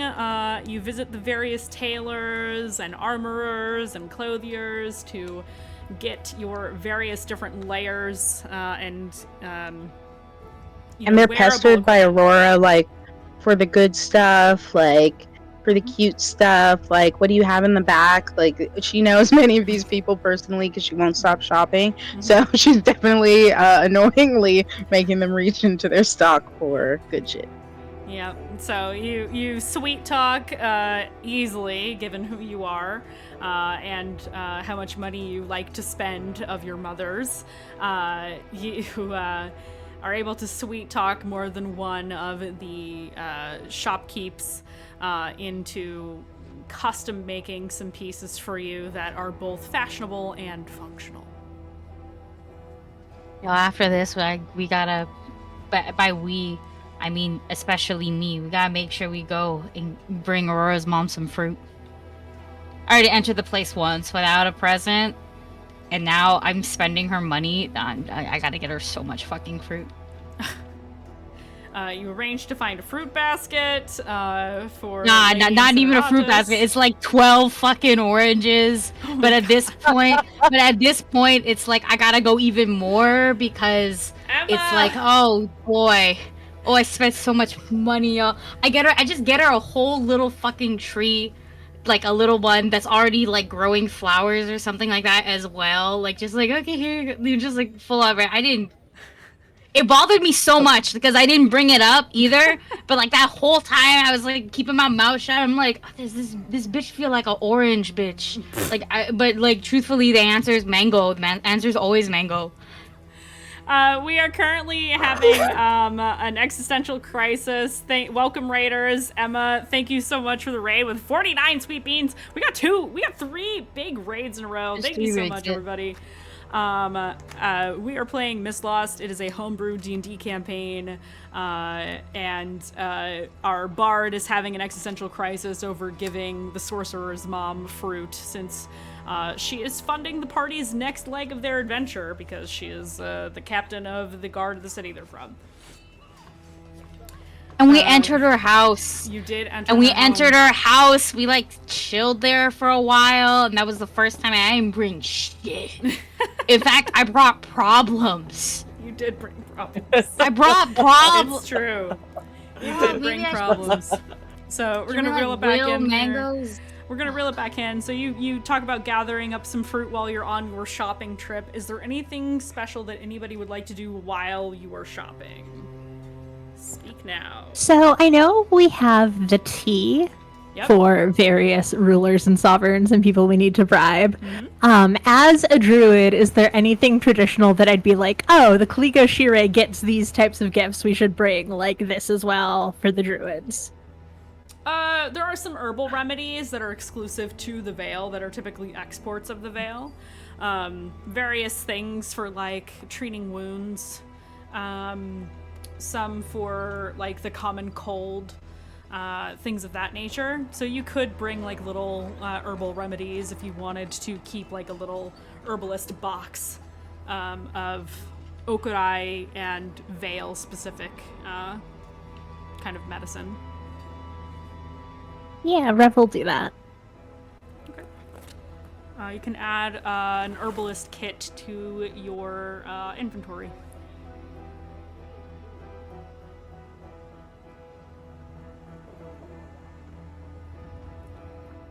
Anybody else? I wanted to ask again, potentially, about a bag of holding. Yeah.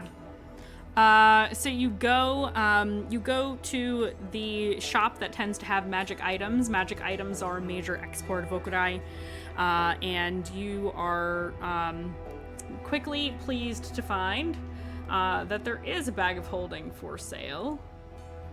Let me see if I can figure out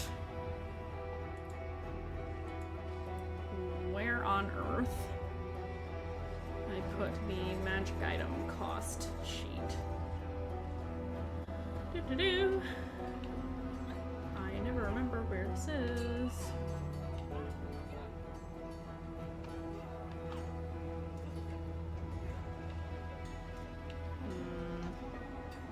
Okay, guess I'm Googling it again because I don't have it saved. Sorry. No, it's okay. Hey, while we're in there, Aurora's looking around at every single item in there and being like, oh, couldn't they have made this in a different color? Like, just absolutely roasting it for no reason, even though everything here is useful. Oh Is my color god. she wants blue, or is it just like something different than what they offer? Like, yes, blue if it's for her, but like Yes. if there's something else that's not for her, like she'd definitely be like you could have made this like much classier if it was silver instead.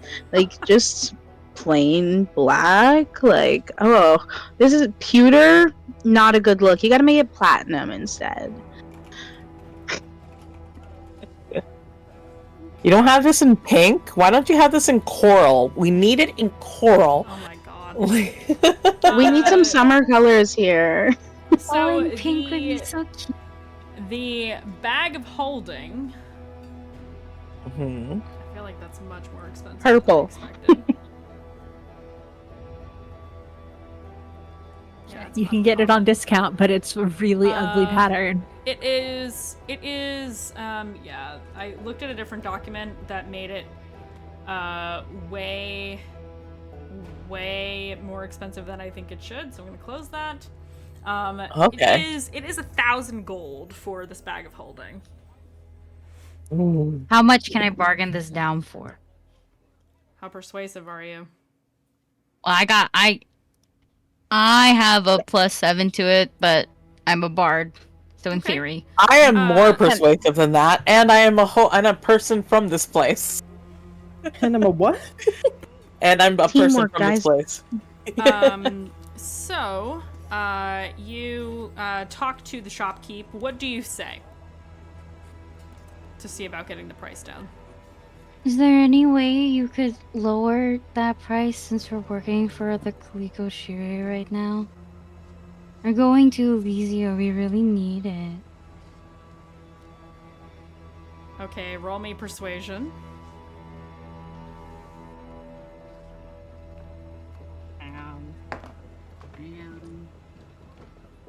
Oh.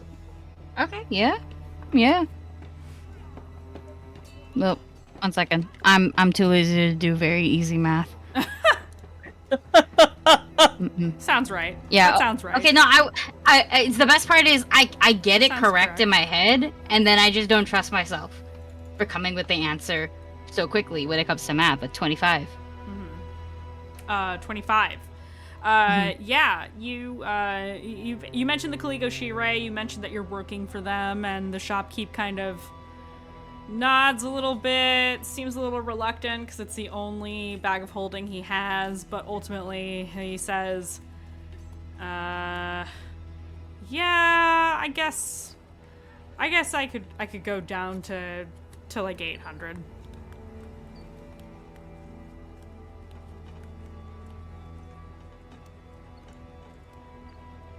Okay, here's my idea.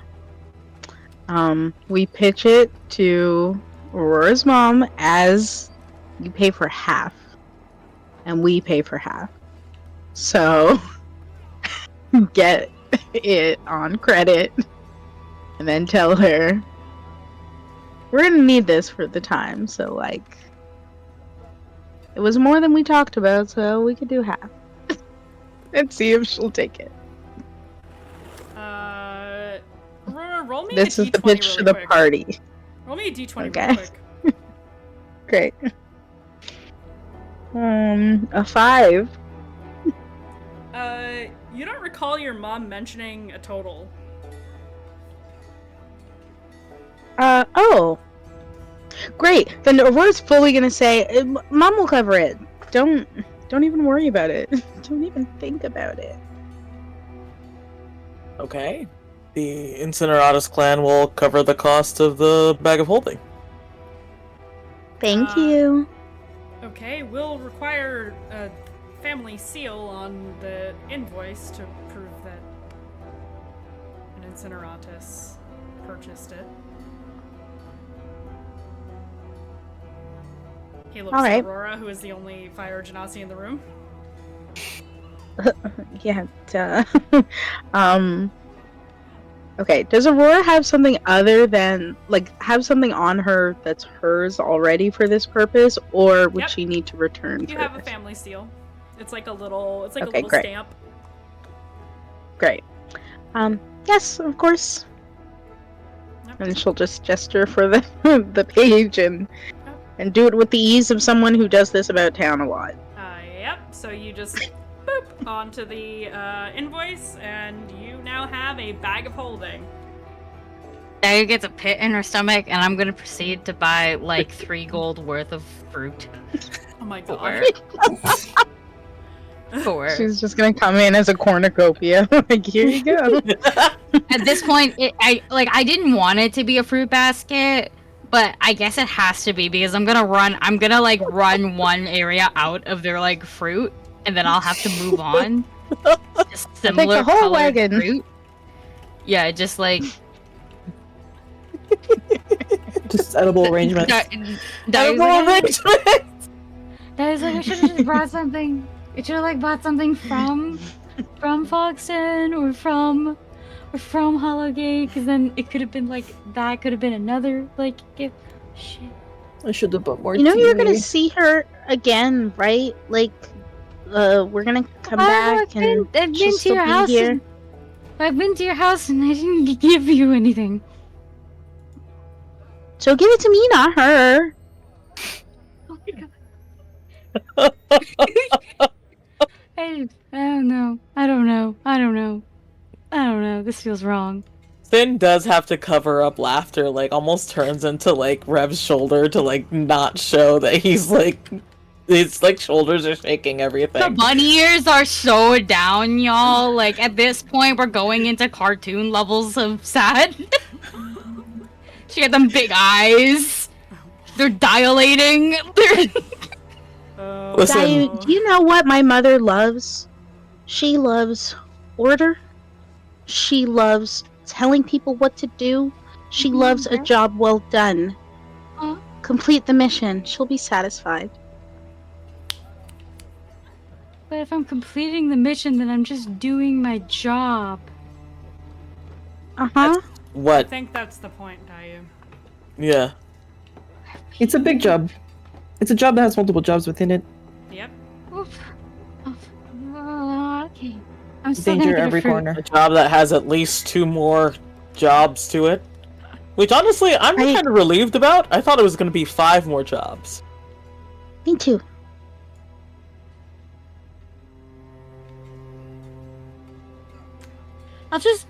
When we're done, I'll just get her so much fruit.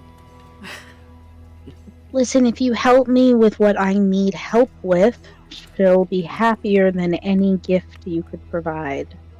And Aurora's face goes serious for a moment. Okay. So, don't worry so much about fruit. She'll enjoy whatever you bring. It's a cultural custom. That's why I'm worried about the fruit. So just bring it with you. We have to go back to get some cookies from Nanny Opal anyway. Oops, sorry. Oh boy. That's right. Your grandma lived. I have to get so much fruit. Nanny likes was only mangoes for- best, so maybe save Mangoes those best? ones for her. Okay. She does like mangoes the best. So as you were all walking through the downtown area, picking up equipment and bags of holding and fruit and a variety of other things, as you head back towards the center of the city, once again, towards the Vale Guard headquarters. That, to me, feels like a great place to end for tonight. As some of you know, I'm in Florida, so I'm doing some hurricane prep. We're gonna get some nasty weather tomorrow. And also, all of us are very eepy. It's been a very eepy week. And if you haven't seen us yawning on camera, it's because we're all very tired today. We just seem to be on the wavelength this particular week. So we will be back next week, I think, right? Yeah, next week. Yeah. That is the 2nd of October. We will be back for that time. Also, on the first Tuesday on MagiRPG, we will be streaming the next episode of Ignite Recall. Things are getting crazy in that show. If you haven't been watching it, expect Cowboy Bebop levels of shenaniganry. Also, yeah, new month who this. It is very nearly October. It's the best month of the year. So everybody get excited for spoopy season. And we're gonna go find somebody to raid. It'll probably be Another World Tabletop because they are still streaming. So thanks everybody for being here. Thank you to my lovely players as always. And we will see you guys hopefully bright-eyed and bushy-tailed next week. Bye everybody.